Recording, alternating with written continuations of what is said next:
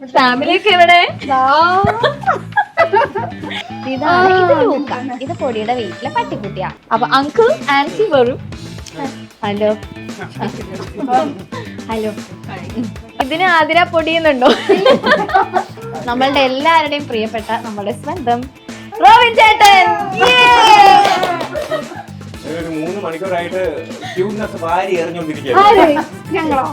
Hello guys, welcome to Happy Frames. ഇന്ന് Happy ഫ്രെയിംസിൽ ഭയങ്കര സ്പെഷ്യൽ ആയിട്ടുള്ള ഒരു എപ്പിസോഡാണ്. അതിനു മുന്നേ നിങ്ങൾ എല്ലാവരും വിചാരിക്കുന്നുണ്ടാവും ഞാൻ എന്താണ് ഇങ്ങനെ കെട്ടിയൊരുങ്ങി നിൽക്കുന്നത്. കാരണം പൊതുവെ ചിരിക്കല്ലേ, പൊതുവെ ഇന്റർവ്യൂസിന് ഇങ്ങനെ ഇത്രയും ഒരുങ്ങാറൊന്നുമില്ല. പക്ഷെ ഇന്ന് ഒരുങ്ങാനൊരു റീസൺ ഉണ്ട്. ഇത് നമ്മൾ ഭയങ്കര പ്ലാൻ ചെയ്തൊരു കാര്യമാണ്. ഇന്ന് ഇവിടെ നിൽക്കുമ്പോൾ ഞാൻ ഭയങ്കര ഹാപ്പിയാണ്, ഭയങ്കര പ്രൗഡാണ്. എൻ്റെ പ്രിയപ്പെട്ട ഒരാളുടെ ഇന്റർവ്യൂ എന്ന് പറയാൻ പറ്റില്ല, നമ്മൾ കുറച്ച് നേരം ഒന്ന് കുറച്ച് കാര്യങ്ങളെ കുറിച്ച് സംസാരിക്കാനൊക്കെ ആയിട്ട് അങ്ങനെ വെച്ചൊരു എപ്പിസോഡാണ്. ആളിത് ഇവിടെ സൈഡിൽ നിൽപ്പുണ്ട്, ഒന്ന് കാണിച്ചു കൊടുക്കൂ. ഹായ്, ഭയങ്കര സ്റ്റാൻഡുള്ള ഹായ് എന്നൊക്കെ. ഇന്റർവ്യൂ ആണ് അത്. പാർവതിയുടെ ഇന്റർവ്യൂല് തന്നെ ആദ്യത്തെ ഇന്റർവ്യൂ തന്നെ ബൊട്ടീക്ക് സ്റ്റാർട്ട് ചെയ്തിട്ടുള്ള ഒറ്റയ്ക്കുള്ള എന്റെ ആദ്യത്തെ ഇന്റർവ്യൂ ആണ്. അത് പാർവതിയുടെ ഇന്റർവ്യൂലായത് ഭയങ്കര സന്തോഷം. യെസ്. അപ്പൊ അതാ പൊടീസ് ബ്രാൻഡ് തുടങ്ങി ഭയങ്കര വലിയൊരു സക്സസിൽ എത്തി നിക്കാണ് അല്ലേ? ആണ്. കുറെ നാളത്തെ സ്ട്രഗ്ലിംഗ്, ഹാർഡ് വർക്ക്, ഡെഡിക്കേഷൻ, കുറെ കഥകളൊക്കെ എനിക്ക് അറിയാം. അതുകൊണ്ട് തന്നെ എനിക്കിപ്പോ ഇവിടെ നിൽക്കുമ്പോൾ ഭയങ്കര പ്രൗഡായിട്ടാണ് ഞാൻ നിൽക്കുന്നത്. അപ്പൊ ഞങ്ങൾ കുറെ നാളായി പ്ലാൻ ചെയ്യണു പൊടിയുടെ. അതെ, അത് പറയാം അതിന് മുന്നേ നിൽക്ക്. അപ്പൊ അതിനു മുന്നേ എനിക്കറിയാം കുറെ കാര്യങ്ങൾ പൊടി പറഞ്ഞ് എനിക്ക് ആ ഒരു സ്റ്റേജ് ഒക്കെ എനിക്കറിയാം. അന്നോട്ടേ ഞാൻ പറയും എനിക്കൊരു ഇന്റർവ്യൂ ചെയ്യണം, ഒറ്റയ്ക്ക് ഒരു ഇന്റർവ്യൂ ചെയ്യണം എന്ന് ഭയങ്കര ആഗ്രഹമായിരുന്നു. അപ്പൊ അങ്ങനെയാണ് ഞങ്ങളിത് പ്ലാൻ ചെയ്ത് സെറ്റ് ചെയ്യുമ്പോൾ ആദ്യം ഇന്റർവ്യൂവിനേക്കാളും മുന്നേ ഞങ്ങൾ തീരുമാനിച്ചത് ഒരുപോലെ ഡ്രസ്സ് ചെയ്യാമെന്നായിരുന്നു. അങ്ങനെ പൊടീസിൽ നിന്നും എനിക്ക് ആദ്യമായി ഇതാ ഒരു ഡ്രസ്സ് ചെയ്ത് തന്നിരിക്കുകയാണ്. അത് ഞങ്ങൾ ഒരുപോലെ പക്ഷെ സെപ്പറേറ്റ് കളർ ആക്കാം എന്നുള്ളതൊരു ചെയ്തു തന്നപ്പോ എനിക്ക് ഇത് വേണമെന്നായി. പക്ഷെ ഇത് ഞാൻ കൊടുക്കില്ല. കാരണം ഞങ്ങൾ മറ്റേ ആലിയ ഭട്ട് മറ്റേ അയ്യോ എന്താണ് കമ്മല് പോയി ഗൈസ്. കമ്മലാണെ ഡ്രസ്സൊന്നും അല്ല കേട്ടോ. ആദ്യം എൻ്റെ അടുത്ത് പറഞ്ഞു ഞാൻ ഈ കളറേ എടുക്കുള്ളൂ, എനിക്ക് പൗഡർ പിങ്ക് ആണെന്ന് പറഞ്ഞു. ഡിസൈനർ ഇതിന്റെ കളറിന്റെ പേരെന്താ? ഇത് ഐവറി. അപ്പൊ ഞാൻ പറഞ്ഞു ഓ ശരി ഓക്കെ ആയിക്കോട്ടെ. തയ്ച്ചു വന്നപ്പോഴേക്കും ഈ കളറാണോ ഒരു സംശയം, ഒരു ഡൗട്ട് എന്ന്. ഞാൻ പറഞ്ഞു എന്റെ കളർ ഞാൻ അത് പോട്ടെ നമ്മളതൊന്നും മൈൻഡ് ചെയ്യരുത്. ഇതെനിക്ക് പൊടി വാങ്ങി തന്ന കമ്മലാട്ടോ. അപ്പൊ ഞാൻ പറഞ്ഞു എന്റെ ഡ്രസ്സ് ഞാൻ തരില്ല എന്ന് പറഞ്ഞു. ഇടയിൽ എന്റെ അടുത്ത് ചോദിച്ചു ഈ കോസ്റ്റ്യൂം തരുമോ, ഈ ഓഫ് വൈറ്റ് ആക്കിയാലോ. അപ്പൊ ഞാൻ ചെറുതായിട്ട് പറഞ്ഞു വേണ്ട ഞാൻ ഐവറി എടുക്കാണ്, എനിക്ക് അതാണ് ഇഷ്ടം. അപ്പൊ ഞാൻ നോക്കി ശരി ആയിക്കോട്ടെ, പൊടിയുടെ ഇഷ്ടം എന്റെ ഇഷ്ടം അങ്ങനെ. അപ്പൊ എന്തായാലും ഞങ്ങള് തുടങ്ങാൻ പോവാണ്. കുറെ കഥകളൊക്കെ പറയാനുണ്ട്, കുറെ കാര്യങ്ങളൊക്കെ സംസാരിക്കാനുണ്ട്. എല്ലാം ഡീറ്റെയിൽ ആയിട്ട് നമുക്കറിയാം. കുറച്ച് സർപ്രൈസസ് ഒക്കെ ഉണ്ട്. ഓക്കെ, അപ്പൊ വെയിറ്റ് ചെയ്തിരുന്നോ? തുടങ്ങാം. Let's start.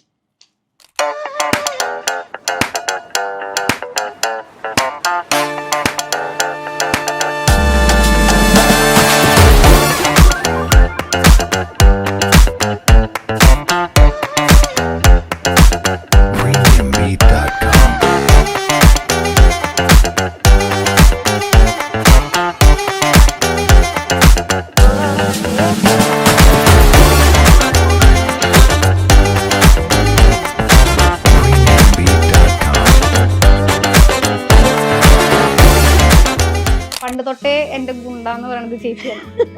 സ്കൂളിൽ പഠിക്കുന്ന സമയത്തും എന്നെ ആരെങ്കിലും എന്തെങ്കിലും ചെയ്തിട്ടുണ്ടെങ്കിൽ ഞാൻ ചേച്ചിനെയാണ് കൊണ്ടുപോകാറുള്ളത്. അപ്പൊ ഇവിടുന്ന് ഭയങ്കര സ്റ്റൈലിഷ് ആയിട്ട് പോയിട്ട് അവിടെ എത്തിക്കഴിഞ്ഞപ്പോ എന്നെ അകത്ത് കയറിയിട്ട് ഫുൾ കരിയൊക്കെ തേച്ച് ഫുള്ള് മുടിയൊക്കെ വെളിച്ചെണ്ണ തേച്ച് ഇങ്ങനെ ചപ്പീരിയിട്ട് ഭയങ്കര അടിപൊളിയായിട്ടുണ്ടാവും എന്നൊക്കെ വിചാരിച്ചിട്ട് ഞാൻ ഇരിക്കുകയാണ്. പിന്നെയാണ് ഞാൻ മിററിൽ കാണുന്നത്. അപ്പോഴേ എന്റെ കോൺഫിഡൻസ് പോയി. വേറൊരു ഗസ്റ്റ് വന്നു.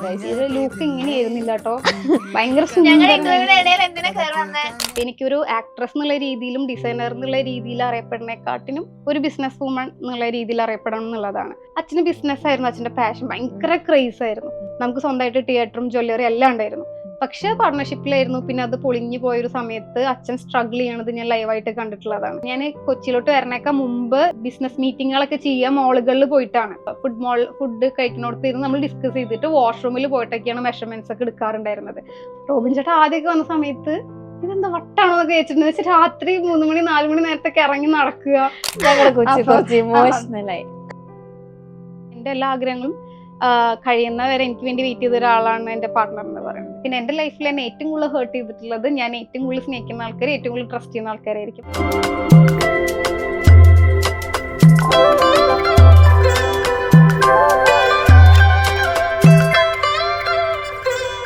അപ്പൊ എന്നാ ഇന്റർവ്യൂ തുടങ്ങിയാലോ? തുടങ്ങാം. ഞങ്ങളിങ്ങനെ ഫോർമൽ ആയിട്ടൊന്നും ഇരിക്കാറില്ല, ആദ്യമായിട്ടാണ്. പക്ഷെ നമുക്കിപ്പോ അങ്ങനെ ഇരിക്കണം എന്നല്ല ഞാൻ പറഞ്ഞത്, പക്ഷെ നമ്മൾ കുറച്ച് സീരിയസ് ആയിട്ടുള്ള ഇന്റർവ്യൂ ആണ് ഇത്. Okay, ready? ഓക്കെ, ആദ്യം ഇപ്പോ പൊടി ചാനൽ തുടങ്ങിയ സമയത്ത് എന്തുകൊണ്ടാണ് ഈ ആരതി പൊടി എന്നുള്ളത്, പൊടി എങ്ങനെ ആരതിയുടെ കൂടെ വന്നു എന്നുള്ളൊരു ക്ലാരിഫിക്കേഷൻ കൊടുത്തിട്ടുണ്ടായിരുന്നു. ബട്ട് സ്റ്റിൽ ഇപ്പോഴും കുറെ പേർക്ക് അതൊരു ഡൗട്ട് ആയിട്ടുണ്ട്, എങ്ങനെയാണ് ഈ ആരതിയുടെ കൂടെ പൊടി വന്നതെന്നുള്ളത്.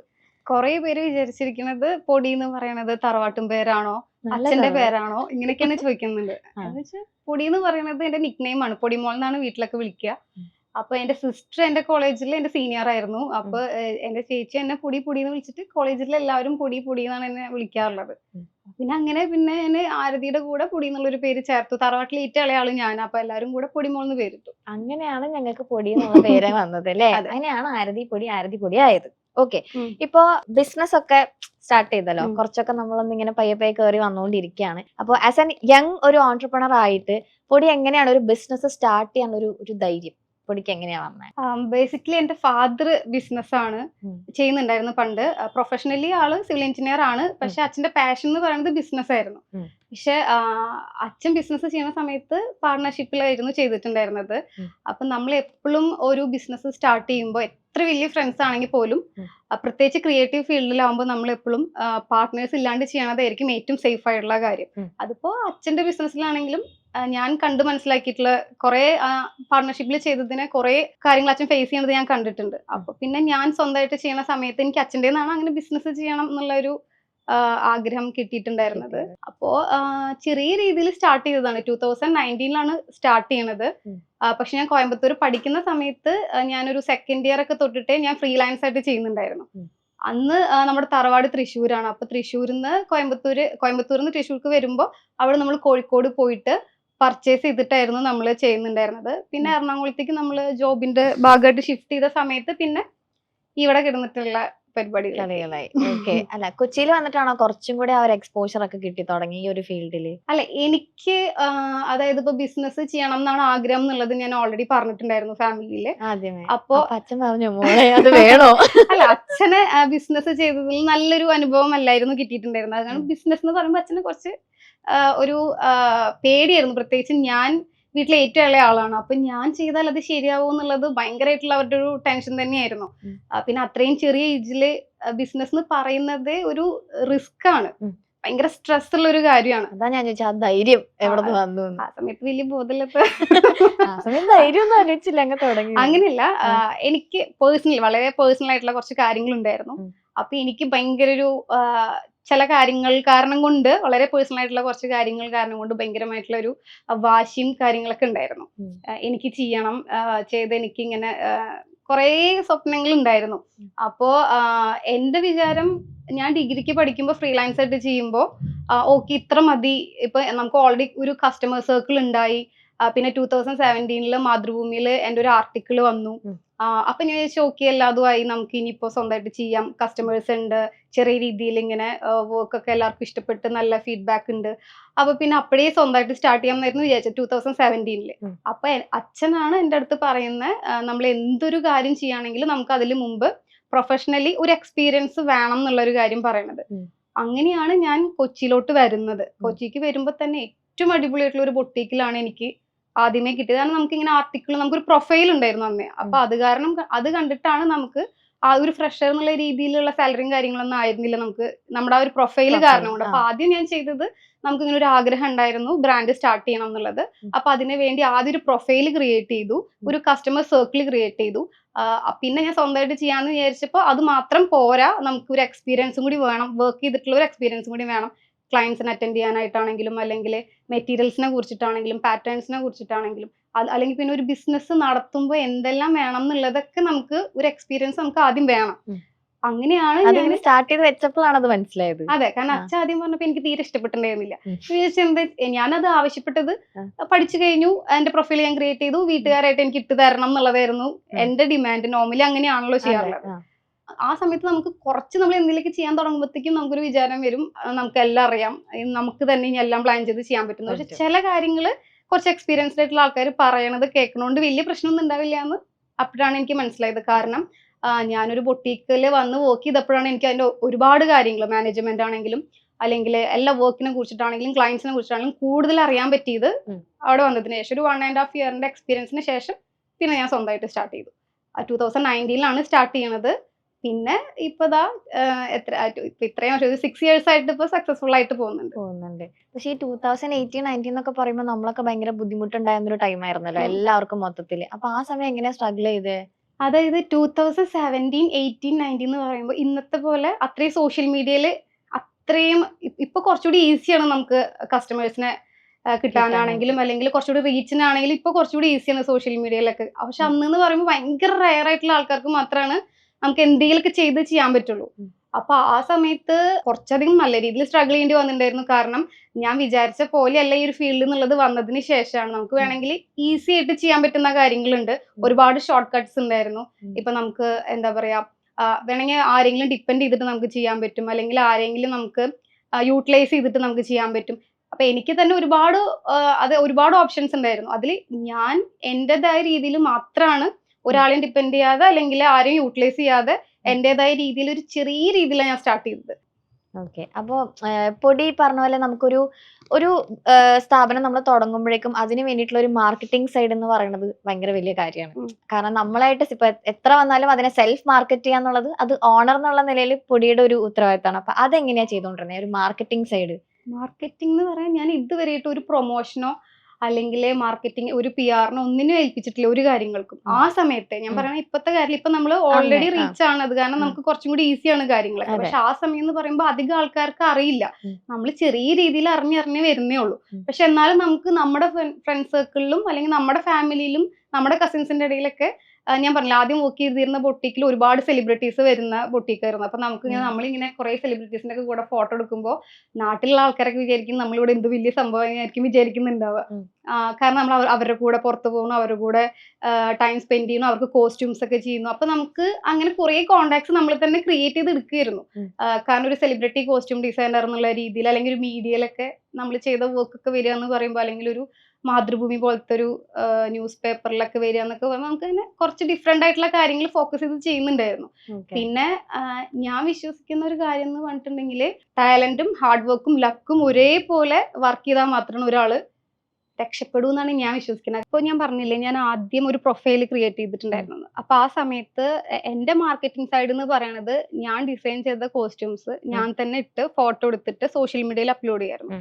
ഫേസ്ബുക്ക്, ഇൻസ്റ്റാഗ്രാം പോലത്തെ സോഷ്യൽ മീഡിയയിൽ ഞാനത് പോസ്റ്റ് ചെയ്യാറുണ്ടായിരുന്നു. അപ്പൊ ഞാൻ പോസ്റ്റ് ചെയ്യുന്ന ഈ ഫോട്ടോസ് വേറെ ബൊട്ടീക്ക് നടത്തുന്ന ആൾക്കാരും അവരൊക്കെ യൂസ് ചെയ്തിട്ട് എന്റെ പെർമിഷൻ ഇല്ലാതെ യൂസ് ചെയ്തിട്ടൊക്കെ അവരെന്ത് ചെയ്യാറുണ്ടായിരുന്നു, സെയിൽ ചെയ്യാറുണ്ടായിരുന്നു. അപ്പൊ എനിക്ക് എന്നെ അറിയുന്ന കോമൺ ഫ്രണ്ട്സും അവരൊക്കെ നമുക്കത് ഷെയർ ചെയ്യും. ഇത് പൊടിയുടെ ഫോട്ടോ എല്ലാം ഇങ്ങനെ വന്നിട്ടുണ്ടല്ലോ. അപ്പൊ എനിക്ക് ഭയങ്കര ഹേർട്ട് ആവുമായിരുന്നു, സന്തോഷമല്ല ആവുക. കാരണം പിൻട്രസ്റ്റ് മീൻസ് കുറെ സ്ഥലങ്ങളിൽ വരുമ്പോൾ ഞാൻ ആലോചിക്കുന്നത് ഇത് എന്റെ ഡിസൈൻ ആണ്, പക്ഷെ എന്റെ പേരിലല്ല വരുന്നത്. അവരത് എടുത്ത് യൂസ് ചെയ്യാണ്, എന്നിട്ട് അവരായിട്ട് അത് സെയിൽ ചെയ്യുക. കുറെ കമന്റ്സ് ഒക്കെ അതിൽ പ്രൈസ് ഒക്കെ ചോദിച്ചിട്ടൊക്കെ വരാറുണ്ട്. അപ്പൊ എനിക്ക് ഭയങ്കര വിഷമമായിരുന്നു, ഇത് ഞാൻ ചെയ്ത ഡിസൈൻ അല്ലേ, ഇത് എന്തിങ്ങനെ. പിന്നെ ഞാൻ മോഡലിംഗ് കാര്യങ്ങളൊന്നും ചെയ്യുന്നില്ല, ഞാൻ എനിക്ക് വേണ്ടിയിട്ട് മാത്രമാണ് ഞാൻ ഡ്രസ്സ് ഇട്ടിട്ട് നിൽക്കുന്നുള്ളൂ. അപ്പൊ നമ്മൾ അവരുടെ പ്രൊഫൈൽ ഒരു മോഡലായിട്ടാണ് വരുന്നത്, അല്ലാതെ നമ്മുടെ പേരിലല്ല, നമ്മുടെ ആരതിക്കുട്ടിയുടെ ഡിസൈൻ എന്ന് പറഞ്ഞിട്ടല്ലായിരുന്നു അത് വരുന്നുണ്ടായിരുന്നത്. അങ്ങനെയൊക്കെ ഇരിക്കുമ്പോഴാണ് മൂവിയിലെ ഓപ്പർച്യൂണിറ്റി ഒക്കെ വന്ന സമയത്ത് ഞാൻ വിചാരിച്ചത് മൂവി എല്ലാം ചെയ്യാം, നമുക്കറിയുന്ന ആൾക്കാരൊക്കെ വെച്ച് അന്വേഷിച്ചപ്പോൾ തെലുങ്കിൽ നിന്നും തമിഴിൽ നിന്നൊക്കെയാണ് ഓപ്പർച്യൂണിറ്റി വന്നത്. അപ്പൊ എനിക്ക് മൂവി ചെയ്യാന്നുള്ളത് എന്റെ ഡ്രീം അല്ല, പക്ഷെ എനിക്കത് നല്ല രീതിയിലുള്ള ഒരു ഓപ്പർച്യൂണിറ്റി കിട്ടിയപ്പോൾ എന്റെ ബിസിനസ്സിന് അത് യൂസ്ഫുൾ ആവും എന്നുള്ളതായിരുന്നു. കാരണം എന്റെ ഡ്രീം ഞാൻ ഒരു ഓൺടർപ്രണർ എന്നുള്ള രീതിയിൽ അറിയപ്പെടണം എന്നാണ്. ഡിസൈനർ എനിക്ക് ഇഷ്ടമാണ്, പക്ഷെ എന്നാലും എനിക്ക് ഇങ്ങനെ ബിസിനസ് ചെയ്യാൻ, ഇങ്ങനെ ഗേൾസ് ഒക്കെ ഇങ്ങനെ ഭയങ്കര പവർഫുൾ ആയിട്ട് ബിസിനസ് ഒക്കെ ചെയ്യണത് പണ്ട് തൊട്ടേ കാണുമ്പോൾ ഭയങ്കര ക്രേസ് ആയിരുന്നു എനിക്ക്. അപ്പൊ എനിക്കൊരു ആക്ട്രസ് എന്നുള്ള രീതിയിലും ഡിസൈനർ എന്നുള്ള രീതിയിൽ അറിയപ്പെടുന്നതിനെക്കാട്ടിനും എനിക്ക് പേഴ്സണലി കുറച്ചുകൂടി ഇഷ്ടം ഒരു ബിസിനസ് വുമൺ എന്നുള്ള രീതിയിൽ അറിയപ്പെടണം എന്നുള്ളതാണ്. അപ്പൊ ഞാൻ വിചാരിക്കുന്നത് എന്താന്ന് വെച്ചാല്, നമുക്കിപ്പോ ഇങ്ങനെ മൂവിലൊക്കെ ചെയ്യുമ്പോൾ നമ്മൾ കുറേം കൂടി റീച്ച് ആവുമ്പോൾ നമ്മുടെ പേരിൽ നമ്മുടെ ഡിസൈൻസും നമ്മുടെ ബിസിനസ്സും നമുക്ക് പ്രൊമോട്ട് ചെയ്യാം. അതുപോലെ തന്നെ ഒരു ആർട്ടിസ്റ്റിന്റെ ബുട്ടീക്ക് എന്നുള്ള രീതിയിലൊക്കെ വരുമ്പോൾ കുറച്ചുകൂടി നമുക്ക് ബ്രാൻഡ് വാല്യൂ കിട്ടും.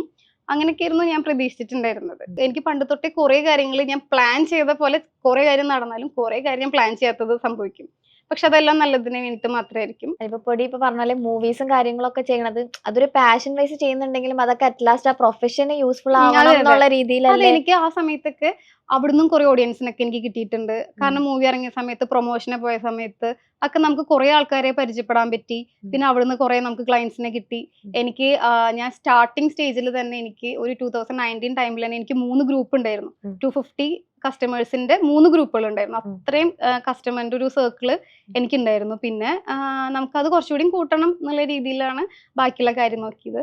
പക്ഷെ മൂവിയിൽ ചെന്ന് പെട്ടപ്പോഴാണ് മനസ്സിലാവണത്, കാരണം നമ്മൾ ഒരിക്കലും വേറൊരു റീസണ് വേണ്ടിയിട്ട് വേറൊരു റീസൺ യൂസ് ചെയ്യണ പോലെ ആവരുത് എന്നുള്ളത് മനസ്സിലായത്. അപ്പൊ എനിക്ക് ചെയ്യാൻ പറ്റുന്ന കാര്യം, വേറൊരു ആഗ്രഹത്തിന് വേണ്ടിയിട്ടാണ് അവിടെ എത്തിയെങ്കിലും എനിക്ക് ഞാനൊരു കാര്യം കമ്മിറ്റ് ചെയ്തിട്ടുണ്ടെങ്കിൽ അതിൽ എൻ്റെ 100% കൊടുക്കണം എന്ന് ആഗ്രഹിക്കുന്ന ഒരാളാണ്. അത് കാരണം കൊണ്ടാണ് ഞാൻ എന്ത് ചെയ്തത്, ഞാൻ ആക്ട് ലാബിൽ പോയിട്ട് കുറച്ച് അപ്പൊ ഞാൻ ആക്ട് ലാബിലൊക്കെ പോയിട്ട് ഞാനിങ്ങനെ സ്റ്റോറി ഇടുമ്പോൾ എല്ലാവരും പറയും ആക്ട് ലാബിൽ പോയി എന്നുള്ളത് ആരും അറിയില്ലേ, ആക്ടിങ് പഠിക്കാൻ പോയി ആരും അറിയില്ലേ, അത് നമുക്ക് നാച്ചുറൽ ആയിട്ട് വരണ പോലെ. പക്ഷെ എനിക്ക് അങ്ങനെ ഉണ്ടായിരുന്നില്ല. കാരണം എനിക്കറിയാം എന്റെ ലിമിറ്റേഷൻസ് അല്ലെങ്കിൽ എന്റെ കഴിവുകൾ, എന്റെ കഴിവില്ലായ്മകളെല്ലാം എനിക്കറിയാം. അപ്പൊ അത് വേറൊരാൾ അറിയണോണ്ട് മീൻസ് എനിക്കത് അങ്ങനെ ഹൈഡ് ചെയ്ത് വെക്കാൻ തോന്നിയില്ല. ഞാൻ എല്ലാവരോടും പറയാറുണ്ട്, ഞാൻ ഇങ്ങനെ ക്ലാസ് ഒക്കെ അറ്റൻഡ് ചെയ്ത് ധൈര്യം സംഭരിച്ച്, അല്ലാതെ എന്നെ പോലെ ഒരാൾക്ക് ഒരിക്കലും എന്ത് ചെയ്യാൻ പറ്റില്ല, ഇങ്ങനത്തെ കാര്യങ്ങളൊന്നും ചെയ്യാനുള്ള ഒരു ഇത് കിട്ടില്ല. ഞാൻ തന്നെ എന്നെ ഇങ്ങനെ ഇമ്പ്രൂവ് ചെയ്ത് കൊണ്ടുവന്നതാണ്. അപ്പൊ ഞാൻ ആക്ട് ലാബിൽ പോയിട്ട് അഭിനയം പഠിക്കാൻ പോയപ്പോഴാണ് ഞാൻ അവിടെ ചെന്നപ്പോ അവിടെയുള്ള എല്ലാവരും ഭയങ്കര ടാലന്റഡ് ആയിട്ടുള്ള ആൾക്കാരാണ്. അപ്പൊ ഞാൻ മാത്രമാണ് അവിടെ ഇങ്ങനെ പേടിച്ചിങ്ങനെ ഇരിക്കുന്നുണ്ടായിരുന്നു. ഇവരെല്ലാവരും സ്മാർട്ടായിട്ട് അപ്പൊ ടോപ്പിക് കൊടുത്ത് അപ്പൊ തന്നെ ചെയ്യുന്ന ആൾക്കാരാ. അവിടെ ചെന്ന് ഞാനത് ആദ്യം തന്ന ടോപ്പിക് തന്നെ ഞാൻ കൊള്ളാക്കിയിട്ടുണ്ടായിരുന്നു. അല്ല, എനിക്കത് ഒരു സ്കൂളിൽ പഠിക്കുന്ന ഒരു കുട്ടിയായിട്ട് വന്നിട്ട് ഇങ്ങനെ ഭയങ്കര വാശിക്കേറിയിട്ടുള്ള ഒരു കുട്ടിയായിട്ട് വരണം. എന്നിട്ട് ഞാനിങ്ങനെ ബാഗൊക്കെ വലിച്ചെറിഞ്ഞിട്ട് അവിടെ ഇങ്ങനെ എന്റെ ആക്ട് ലാബിലെ സാറ് തന്നെയായിരുന്നു എന്റെ അച്ഛനായിട്ട് അഭിനയിക്കുന്നുണ്ടായിരുന്നത്. അപ്പൊ ഞാൻ അവിടെ ചെന്നിട്ട് ഇങ്ങനെ ഭയങ്കര ക്യൂട്ട്നെസ് കാണിച്ചിട്ട് ചെന്ന് ബാഗൊക്കെ വലിച്ചെറിഞ്ഞിട്ട് എനിക്ക് വയ്യാന്നൊക്കെ പറയണം എന്നായിരുന്നു പറഞ്ഞത്. ക്യൂട്ട്നെസ് ഓവറാക്കല്ല, അവിടെ കുറെ ആൾക്കാര് ഇരിക്കുന്നുണ്ടായിരുന്നു. അപ്പൊ ഞാൻ ചെന്നപ്പോ ദേഷ്യം പിടിച്ചിട്ട് ബാഗ് വലിച്ചെറിഞ്ഞ പോലെ കാണിച്ചു. പക്ഷെ ബാഗ് നേരെ പോയിട്ട് സ്റ്റേജിൽ ഇടിച്ചിട്ട് സാറിന്റെ ട്രോഫികളുടെ ബോക്സ് മൊത്തം താഴ്ത്തേക്ക് ഇങ്ങനെ വീണു. അപ്പൊ എനിക്ക് ടെൻഷനായി, കാരണം അത്രയും ഓവറായി പോകുന്നു ഞാൻ പ്രതീക്ഷിച്ചിട്ടുണ്ടായിരുന്നില്ല. അപ്പൊ അത് മൊത്തം താഴെ വീണു. അപ്പൊ എല്ലാരും കൂടി ഇങ്ങനെ ചിരിക്കുകയൊക്കെ ചെയ്തപ്പോഴേ എന്റെ കോൺഫിഡൻസ് മൊത്തം പോയി. പിന്നെ അവരെല്ലാവരും വന്ന് എന്നെ എന്റെ അടുത്തോണ്ട് പറഞ്ഞു, എല്ലാവരും ഇങ്ങനെ തന്നെയാണ് സ്റ്റാർട്ടിങ്ങില്, അതിനെന്തിനാ വിഷമിക്കണേ, നല്ലോണം ചെയ്തോ, എത്ര വേണമെങ്കിലും ചെയ്തോ, ഒരു കുഴപ്പമില്ല എന്നൊക്കെ പറഞ്ഞിട്ട് എല്ലാവരും ഭയങ്കര സപ്പോർട്ടൊക്കെ തന്നപ്പോ ഞാൻ പോയിട്ട് എന്ത് ചെയ്തു, രണ്ടും കൽപ്പിച്ചിട്ട് പോയി ചെയ്തു. അപ്പൊ സൂപ്പറായി. അപ്പൊ എല്ലാരും കൂടെ കൈയടിച്ചു. അപ്പൊ എനിക്ക് ഭയങ്കര സന്തോഷമായി. അങ്ങനെ ഞങ്ങൾ തമിഴിലൊരു സിനിമ ചെയ്തു, തമിഴിലും തെലുങ്കിലും. അതെ. അപ്പൊ ഞാൻ ഒരു സർപ്രൈസ് തരട്ടെ. എന്താന്ന് ഓർത്ത മൂളാണായിരുന്നു. நம்ம லைஃப்ல சில பேரை பற்றி யோசிக்கும் போது எந்த பேட் மெமரிஸும் இருக்காது, விலா ஒன்லி குட் மெமரிஸ். அந்த மாதிரி ஒரு പേഴ്സൺ தான் ആരതി പൊടി. ഈ ചെറുപ്രായത്തിൽ തന്നെ സ്വന്തമായിട്ടൊരു ബ്രാൻഡ് ഫോം ചെയ്യാന്ന് പറഞ്ഞാൽ it is not an easy thing, it is something impressive. എൻ്റെ കല്യാണം എന്ന് പറഞ്ഞാൽ കൊറോണയുടെ ഒരു പീക്ക് ടൈമിലായിരുന്നു. എൻ്റെ വെഡ്ഡിങ് 2018 ആ സമയത്ത് ഈ ഫ്ലഡും കാര്യങ്ങളൊക്കെ ആയിട്ട് ഭയങ്കര സീനായിട്ടുണ്ടായിരുന്നൊരു സമയത്തായിരുന്നു. അന്ന് പൊടിയായാലും പൊടിയുടെ അച്ഛനും പൊടിയുടെ ചേച്ചി എല്ലാവരും ഒരുപാട് റിസ്ക് എടുത്തിട്ടും സ്പെഷ്യൽ പെർമിഷനും ഒക്കെ എടുത്തിട്ടാണ് അന്ന് പുറത്തേക്ക് വന്നു. കറക്റ്റ് പറഞ്ഞ സമയത്ത് തന്നെ ആള് ലെഹങ്ക എത്തിച്ച് തരും. അതിനാളെടുത്ത എഫേർട്ട് എന്തായാലും അത്രയും വലുതാണ്. ഫസ്റ്റ് സ്റ്റേജ് ഞാൻ ചെല്ലുമ്പോൾ വേറൊരു ഷോപ്പിലായിരുന്നു ആക്ച്വലി അവളുടേതായിട്ട് ഇട്ടിരുന്നത്. അപ്പം അവൾക്ക് വലിയൊരു ആഗ്രഹമായിരുന്നു വലിയൊരു ഡിസൈനിങ് ഷോപ്പ് തുടങ്ങണം എന്നുള്ളത്. അപ്പം ഇന്ന് ആ നിലയിൽ അവളെ കാണുമ്പോൾ എനിക്ക് വളരെയധികം സന്തോഷമുണ്ട്. നമ്മളൊരു കസ്റ്റമർ ഒരു ഔട്ട്ഫിറ്റ് കൊടുക്കുമ്പോൾ അതിൽ നമുക്ക് എത്രമാത്രം എക്സൈറ്റ്മെന്റും ടെൻഷനും ആകാംക്ഷയൊക്കെ ഉണ്ടോ, ആ സെയിം ഇമോഷൻസ് കീപ്പപ്പ് ചെയ്യുന്ന ഒരാളാണ് പൊടിയും. ആരതിയുടെയും ഏറ്റവും കൂടുതൽ ബഹുമാനം വേണ്ടതാണ് ആരതിയുടെ സിൻസിയറിറ്റി, ഹാർഡ് വർക്കിംഗ്, പിന്നെ ആളുടെ ഏറ്റവും വലിയ അംബീഷൻസ്, അതായത് എന്റർപ്രണർ ആവുക എന്നുള്ളൊരു അംബീഷൻ അത് തന്നെയായിരുന്നു. എനിക്ക് സിനിമയിൽ നിന്ന് കിട്ടുന്ന ഇഷ്ടവും ഫെയിമും ഒക്കെ എൻ്റെ കമ്പനിക്ക് വേണ്ടിയിട്ട്, എൻ്റെ ആസ് എ ഓൺടർപ്രണറായിട്ട് എനിക്ക് അറിയപ്പെടണം, അതിന് വേണ്ടിയിട്ടാണ് ഞാൻ എല്ലാം യൂസ് ചെയ്യാൻ പോകുന്നത് എന്നുള്ളത് ആരതി അന്നേ പറയാറുണ്ടായിരുന്നു. ആസ് എ ഡിസൈനറിന് മാത്രമല്ല ഒരു ഫ്രണ്ട് പോലെ നമുക്കൊരു കണക്ഷനും ഓൾസോ തോന്നിക്കും. ഒരു ടൈപ്പാണ് ആളുടെ വർക്കിന് വേണ്ടിയിട്ട്, കസ്റ്റമർ സാറ്റിസ്ഫാക്ഷന് വേണ്ടിയിട്ട് ഏതൊരു ലെങ്ത് വേണമെങ്കിലും പോകും. പൊടിയുടെ മുഖത്തിൻ്റെ സൗന്ദര്യം പൊടിയുടെ മനസ്സിനും ഉണ്ട്. ഒരു ഡിസൈനറായിട്ട് ഒരുപാട് ഉയരങ്ങൾ ഇനിയും കീഴടക്കാൻ ഈശ്വരൻ അനുഗ്രഹിക്കട്ടെ എന്ന് ഞാൻ സിൻസിയറായിട്ട് പ്രാർത്ഥിക്കുന്നു. വളരെ ഡൗൺ ടു എർത്ത് ആയിട്ടുള്ള ഒരു മോളാണ്. ഒരിക്കലും മണി മൈൻഡഡ് ആയിട്ട് വർക്ക് ചെയ്ത് പൊടിയെ ഞാൻ കണ്ടിട്ടില്ല. ஆரதி வந்து இப்போ இவ்வளோ ஹைட்ஸ் ரீச் பண்ணியிருக்கிறதுக்கு அவளோட ஹார்ட் ஒர்க் ரொம்ப முக்கியமான காரணம். ഇന്ന് എല്ലാ ഗേൾസിനും ആരതി നല്ലൊരു റോൾ മോഡലാണ്. I wish you the best to come out to you. പൊടി, I wish you all the very best. അപ്പം ഓൾ ദ ബെസ്റ്റ് ആരതിപ്പൊടി. All the best. I wish you all the very best. ഇപ്പൊ നമ്മൾ കേട്ടത് പൊടിയുടെ കുറച്ച് കസ്റ്റമേഴ്സിന്റെ, അതായത് എനിക്കൊന്ന് വളരെ കണക്റ്റഡ് ആയിട്ട് നിൽക്കുന്ന കുറച്ച് കസ്റ്റമേഴ്സിന്റെ റിവ്യൂസ് ആണ് നമ്മൾ കേട്ടത്. ആൻഡ് ഇത് റെഡി ആക്കി തന്നത് പൊടിയുടെ ചേച്ചി, ആതിര ചേച്ചിയാണ്. ചേച്ചിക്ക് ഭയങ്കര ആഗ്രഹമായിരുന്നു. അപ്പൊ ചേച്ചി എന്നെ വിളിച്ച് പറഞ്ഞു നമുക്ക് ഇങ്ങനെ കുറച്ച് ഇതുണ്ട്, അപ്പൊ അതൊന്നും ഇതിനകത്ത് കാണിക്കണം എന്ന് പറഞ്ഞിട്ട് ചേച്ചിയാണ് അത് ഫുൾ കോർഡിനേറ്റ് ചെയ്ത് സെറ്റ് ചെയ്ത് തന്നത്. പറഞ്ഞപ്പോ എനിക്ക് ആ സിറ്റുവേഷൻ ഒന്നും എനിക്ക് ആലോചിക്കാൻ പോലും അതാ ഞാൻ പറഞ്ഞേ, കൊറോണയുടെ സമയത്ത്, ഫ്ലഡിന്റെ സമയത്തൊക്കെ എല്ലാരും ഭയങ്കര സ്ട്രഗിൾ ചെയ്യുന്ന സമയത്ത് പൊടി ഇവിടെ അവരെയൊക്കെ ഇങ്ങനെ ഹാപ്പി ആക്കാം. കാരണം വെഡിങ് ഡേയ്സ് ഒക്കെ എല്ലാവർക്കും സ്പെഷ്യൽ ആയിട്ടുള്ള ഒരു ദിവസമായിരിക്കും. പക്ഷെ ഈ ഫ്ലഡ് ഒക്കെ വന്ന് അതൊക്കെ ഭയങ്കരമായിട്ട് ഇമോഷണലി അവരും തകർന്നിരിക്കുന്ന സമയം അതിന്റെ ഔട്ട്ഫിറ്റ്സ് ഒക്കെ റെഡി ആയി. ചിലരൊക്കെ ഗ്രാൻഡ് മോളിലാണ് ട്രയൽ നടത്തിയത്. അതെന്താന്ന് വെച്ചാല് സബ എന്ന് പറഞ്ഞ കുട്ടി, അത് എന്റെ ഒരു ഫ്രണ്ട് സജസ്റ്റ് ചെയ്തിട്ടാണ് എന്റെ അടുത്ത് വരുന്നത് കൊറോണ ടൈമില്. അപ്പോ എനിക്ക് എന്താന്ന് വെച്ചാൽ കൊറോണ വന്നു കഴിഞ്ഞിട്ട് നമുക്ക് അവിടെ നമ്മുടെ അവിടെ ബ്ലോക്ക് ചെയ്തിട്ടുണ്ടെങ്കിൽ നമ്മൾ ഇങ്ങനെ ഡെലിവറി ചെയ്യുന്നുള്ള ഒരു സംഭവം ഉണ്ടല്ലോ. പക്ഷെ ഈ കുട്ടി നല്ല ആഗ്രഹിച്ചിട്ടാണ് വന്നത്. എനിക്ക് ഭയങ്കര ഇഷ്ടമാണ്. എനിക്ക് എന്റെ എല്ലാ കസ്റ്റമേഴ്സിനെയും ഭയങ്കര ഇഷ്ടമാണ്. അപ്പൊ എന്നെ ട്രസ്റ്റ് ചെയ്ത് ഇങ്ങനെ നിൽക്കുമ്പോ എനിക്ക് എന്താ ചെയ്യാ, എനിക്ക് ഒരിക്കലും അവരെ ഇതാക്കാൻ പറ്റില്ല. അത് ഈ ബിസിനസിന്റെ കാര്യത്തിൽ നിന്നല്ല, എന്ത് റിലേഷന്റെ കാര്യത്തിലാണെങ്കിലും എനിക്ക് അങ്ങനെ എന്നെ ട്രസ്റ്റ് ചെയ്ത് നിൽക്കുമ്പോൾ എനിക്ക് ഒരിക്കലും ചതിക്കാൻ വേണ്ടിയിട്ട് പറ്റില്ല. അപ്പൊ ഞാൻ പറഞ്ഞ പോലെ ഗ്രാൻഡ് മോളിൽ പോയി അവിടെ വാഷ്റൂമിൽ വെച്ചിട്ടാണ് നമ്മൾ ഡ്രസ്സൊക്കെ ഇതാക്കുന്നത്. പക്ഷെ കുട്ടിക്ക് ഭയങ്കര സന്തോഷമായി. പിന്നെ എനിക്ക് ഈ ബൊട്ടീക്കിന്റെ കാര്യം പറയുമ്പോൾ, ഇന്ന് എനിക്ക് ഇങ്ങനെ ഒരു ബൊട്ടീക്ക് ഉണ്ട്, നമുക്ക് ട്രയൽ റൂം ഉണ്ട്, നമുക്ക് ഓഫീസ് റൂം ഉണ്ട്. പക്ഷെ ഞാൻ കൊച്ചിയിലോട്ട് വരണേക്കാൾ മുമ്പ് ബിസിനസ് മീറ്റിങ്ങുകളൊക്കെ ചെയ്യാൻ മോളുകളിൽ പോയിട്ടാണ്. അതായത് ഇപ്പൊ ഞാൻ തൃശ്ശൂരായിരുന്ന സമയത്ത് ശോഭ സിറ്റിയിൽ ഇരുന്നിട്ടായിരിക്കും ഞാൻ എന്ത് ചെയ്യാറുള്ളത്, ഡിസ്കസ് ചെയ്യാറുള്ളത്. ഫുഡ് കഴിക്കുന്നിടത്ത് ഇരുന്ന് നമ്മൾ ഡിസ്കസ് ചെയ്തിട്ട് വാഷ്റൂമിൽ പോയിട്ടൊക്കെയാണ് മെഷർമെന്റ്സ് ഒക്കെ എടുക്കാറുണ്ടായിരുന്നത് എല്ലാ കസ്റ്റമേഴ്സും. അപ്പോൾ അതേപോലെ തന്നെ ഇവിടെ വന്ന സമയത്തും ഞാൻ ഇതേപോലെ ഗ്രാൻഡ് മോളൊക്കെ ഇരുന്നിട്ടാണ് എന്ത് ചെയ്യാറുള്ളത് ഇങ്ങനെ. പിന്നെ ഇതൊന്നും നിർത്തും എന്താ അപ്പം എന്താ, അപ്പൊ അവിടുന്ന് പിന്നെ ഈ പറഞ്ഞ പോലെ 2019 സ്റ്റാർട്ട് ചെയ്ത സമയത്ത് വീടിന്റെ മുകളിലാണ് വലിയ രീതിയിൽ ബൊട്ടീക്കൊക്കെ ചെയ്യാൻ പറ്റിയത്. പിന്നെ സെപ്പറേറ്റ് ഒരു പ്രൊഡക്ഷൻ യൂണിറ്റ് ഒക്കെ നമുക്ക് സ്റ്റാർട്ട് ചെയ്യാനൊക്കെ പറ്റിയത്. പിന്നെ അവിടുന്ന് കുറച്ച് വർഷം കഴിഞ്ഞപ്പോഴാണ് പിന്നെ ഇത് ചെയ്യണത്. ഇമോഷണലായി. അപ്പൊ എന്താന്ന് വെച്ചാൽ കൊറേ വർഷം ഇങ്ങനെ ഇപ്പൊ ഇവരെ ആലോചിച്ചോക്കെ പൊടിയുടെ ആ ഹാർഡ് വർക്ക്, ഡെഡിക്കേഷൻ എല്ലാം അല്ലെന്ന് ഇപ്പൊ ഇത്രയും ഒരു ലെവലിൽ എത്തി. എനിക്ക് അങ്ങനത്തെ പ്രശ്നമില്ല. പക്ഷെ എന്താന്ന് വെച്ചാല് ഇവരെ കണ്ടോണ്ടാണ് ഞാൻ ഇമോഷണൽ ആയത്. അല്ല, എല്ലാവർക്കും കസ്റ്റമേഴ്സ് ആയിട്ട് ഇങ്ങനെ ഇത്രയും ഇതായിട്ട് നിൽക്കാൻ ബിസിനസ് ചെയ്യുന്ന എല്ലാവർക്കും പറ്റുന്ന കാര്യമല്ല. അവരെല്ലാരും പൊടിനെ ആരതി പൊടി വലിയൊരു ബ്രാൻഡ് അല്ലെങ്കിൽ ഇത്ര വലിയൊരു ആൾ അങ്ങനെ രീതിയിലല്ല അവര് പോലും ആ റിവ്യൂ പറയുന്നത്. അവരുടെ ഏതോ ഒരു ഫ്രണ്ട് അല്ലെങ്കിൽ അവരുടെ ഏതോ ഒരു സിസ്റ്റർ, അങ്ങനത്തെ ഒരു രീതിയിലാണ് അവരെല്ലാവരും സംസാരിച്ചുകൊണ്ടിരിക്കുന്നത്. എനിക്കിപ്പോ ആ ഒരു സമയത്തുള്ള ആൾക്കാരായ കാരണം കൊണ്ടാണ് ഞാൻ ഓവർ ഇമോഷണൽ ആവുന്നത്. അതായത് ആ പ്രളയം, കൊറോണ സമയത്തൊക്കെ നമ്മൾ ആ സ്ട്രഗിൾ ചെയ്തത് നമ്മുടെ മൈൻഡിൽ ഇങ്ങനെ വരും. ഇപ്പൊ നമ്മൾ ഫെയിം ആയതിനു ശേഷം ഒരുപാട് ഫ്രണ്ട്സിനെ നമുക്ക് കിട്ടിയിട്ടുണ്ട്. പക്ഷെ എനിക്ക് ആ ഒരു സ്ട്രഗ്ലിങ് സമയത്ത് നമ്മുടെ കൂടെ നിന്ന വളരെ കുറച്ച് ആൾക്കാരുണ്ട്. എനിക്ക് അവരുടെ അടുത്ത് ഭയങ്കര, ഞാൻ ഒരിക്കലും അങ്ങനെ എന്ത് ചെയ്യാത്തത്, ഞാൻ ഒരിക്കലും എന്റെ പാരന്റ്സിന് മുമ്പിൽ പോലും ഇരുന്ന് കരയാത്ത ഒരാളാ. പ്രത്യേകിച്ച് പബ്ലിക് സ്പേസിൽ ഞാൻ ഭയങ്കര കലിപ്പന്റെ കാന്താരിയായിട്ടാണ് ഇരിക്കാറുള്ളത്. പക്ഷെ എനിക്ക് ആ പ്രളയം സമയത്തും കൊറോണ സമയത്തൊക്കെ ഉള്ള എന്റെ ക്ലയൻസിന്റെ സംസാരം കാര്യങ്ങളൊക്കെ കേട്ടപ്പോഴാണ് ഭയങ്കര ഇമോഷണൽ ആയി പോയത്. കാരണം എനിക്ക് പെട്ടെന്ന് ആ സംഭവങ്ങളൊക്കെ ഓർമ്മ വന്നപ്പോ ഭയങ്കര സങ്കടം വന്നു. നമ്മൾ ഏറ്റവും സ്ട്രഗിൾ ചെയ്ത സമയമാണ് ആ കാലഘട്ടമൊക്കെ. പിന്നെ അച്ഛൻ വന്നു, പിന്നെ റോബിൻ ചേട്ടൻ വന്നു, പിന്നെ ഭയങ്കര സുഖമായിന്നൊക്കെ. പക്ഷെ ആ സമയത്ത് വെച്ച് നമ്മൾ കിടന്ന് ഇങ്ങനെ എങ്ങനെയെങ്കിലും എന്നുള്ളൊരു രീതിയിൽ ചെയ്തെടുത്ത കുറെ കാര്യങ്ങളുണ്ട്. അത് ലൈവായിട്ട് കണ്ട ആൾക്കാരാണ് ഇവരൊക്കെ. അപ്പൊ അവര് ആ ഒരു ഇത് പറയുമ്പോ ഭയങ്കര ഉള്ളുന്നായിരിക്കും പറയുന്നുണ്ടാവുക. അതാണ് എനിക്ക് ഒരു കണക്ഷൻ ആണ്. പിന്നെ അച്ഛൻ വന്നതിന് ശേഷം എനിക്ക് ഏറ്റവും കൂടുതൽ ഉപകാരം ഉണ്ടായിട്ടുള്ള എന്താ വെച്ചാൽ, രാത്രി സമയങ്ങളിൽ നമുക്ക് നമ്മുടെ സേഫ്റ്റി ആ ഒരു സംഭവത്തിൽ പിന്നെ എനിക്കൊന്നും നോക്കേണ്ടി വന്നിട്ടില്ല. അപ്പൊ അച്ഛൻ ഉണ്ടല്ലോ നമുക്ക് എല്ലാ കാര്യത്തിനും എന്നുള്ള രീതിയിൽ. അത് കഴിഞ്ഞിട്ട് പിന്നെ കുറച്ചും റോബിൻ ചേട്ടനും കൂടി വന്നു കഴിഞ്ഞപ്പോ പിന്നെ എന്തായി കുറച്ചും കൂടി സന്തോഷമായി. എന്ന് വെച്ചാല് പിന്നെ നമ്മുടെ സ്വന്തം ആളാണല്ലോ. പിന്നെ റോബിൻ ചേട്ടൻ ആദ്യമൊക്കെ വന്ന സമയത്ത് ഇതെന്താ വട്ടാണോ എന്നൊക്കെ വെച്ചിട്ടുണ്ട്. വെച്ചാൽ രാത്രി 3 മണി 4 മണി നേരത്തൊക്കെ ഇറങ്ങി നടക്കുക അങ്ങനെയൊക്കെ കണ്ടിട്ട് അറിയില്ലല്ലോ ഇതിന്റെ കഷ്ടപ്പാട്. അപ്പം എന്താ പറയാ, പിന്നെ റോബിൻ ചേട്ടൻ എന്തായി മനസ്സിലായി ഇങ്ങനെയൊക്കെയാണ് കാര്യം എന്നൊക്കെ പറഞ്ഞിട്ട് പിന്നെ റോബിൻ ചേട്ടൻ ആണെങ്കിൽ എന്റെ കൂടെ ഡെലിവറിക്കൊക്കെ വരും. പിന്നെ എന്റെ അമ്മയുടെ ഒരു കോമഡി ഡയലോഗ് ഉണ്ട്, ഞാൻ ഇവിടെ പറഞ്ഞാൽ ശരിയാവുന്ന അറിയില്ല. രാത്രി ഒരു 1 മണി 2 മണി നേരത്ത് ഓവർ ടൈം ചെയ്തുകൊണ്ടിരിക്കുമ്പോൾ എനിക്ക് ചെറുതായിട്ട് ഇങ്ങനെ പേടിയായിട്ട്, ഞാൻ സാധാരണ വരാറില്ല. അന്ന് എന്തെങ്കിലും ഇരുന്ന് പേടിയായിട്ട് ഞാൻ അമ്മേനെ വിളിച്ചിട്ട് പറഞ്ഞു, അമ്മ ഞാനിപ്പോ അങ്ങോട്ട് വരാം, എന്നിട്ട് ഞാൻ ഫുഡ് കഴിച്ചിട്ട് നമുക്ക് 2 പേരും കൂടി ഇങ്ങോട്ട് വരാം. അപ്പൊ എനിക്ക് എന്താന്ന് അറിയില്ലെന്ന് ഭയങ്കര ഒരു വിഷമം. അപ്പൊ അമ്മ, എന്തിനാ മോള് ഇങ്ങനെ 2 വട്ടം നടക്കാൻ നിക്കണേ, എല്ലാ പണി കഴിഞ്ഞിട്ട് വന്നാ മതി, അതാവുമ്പോ പിന്നെ 2 വട്ടം നമ്മള് നടന്ന് ബുദ്ധിമുട്ടുണ്ട്. അമ്മ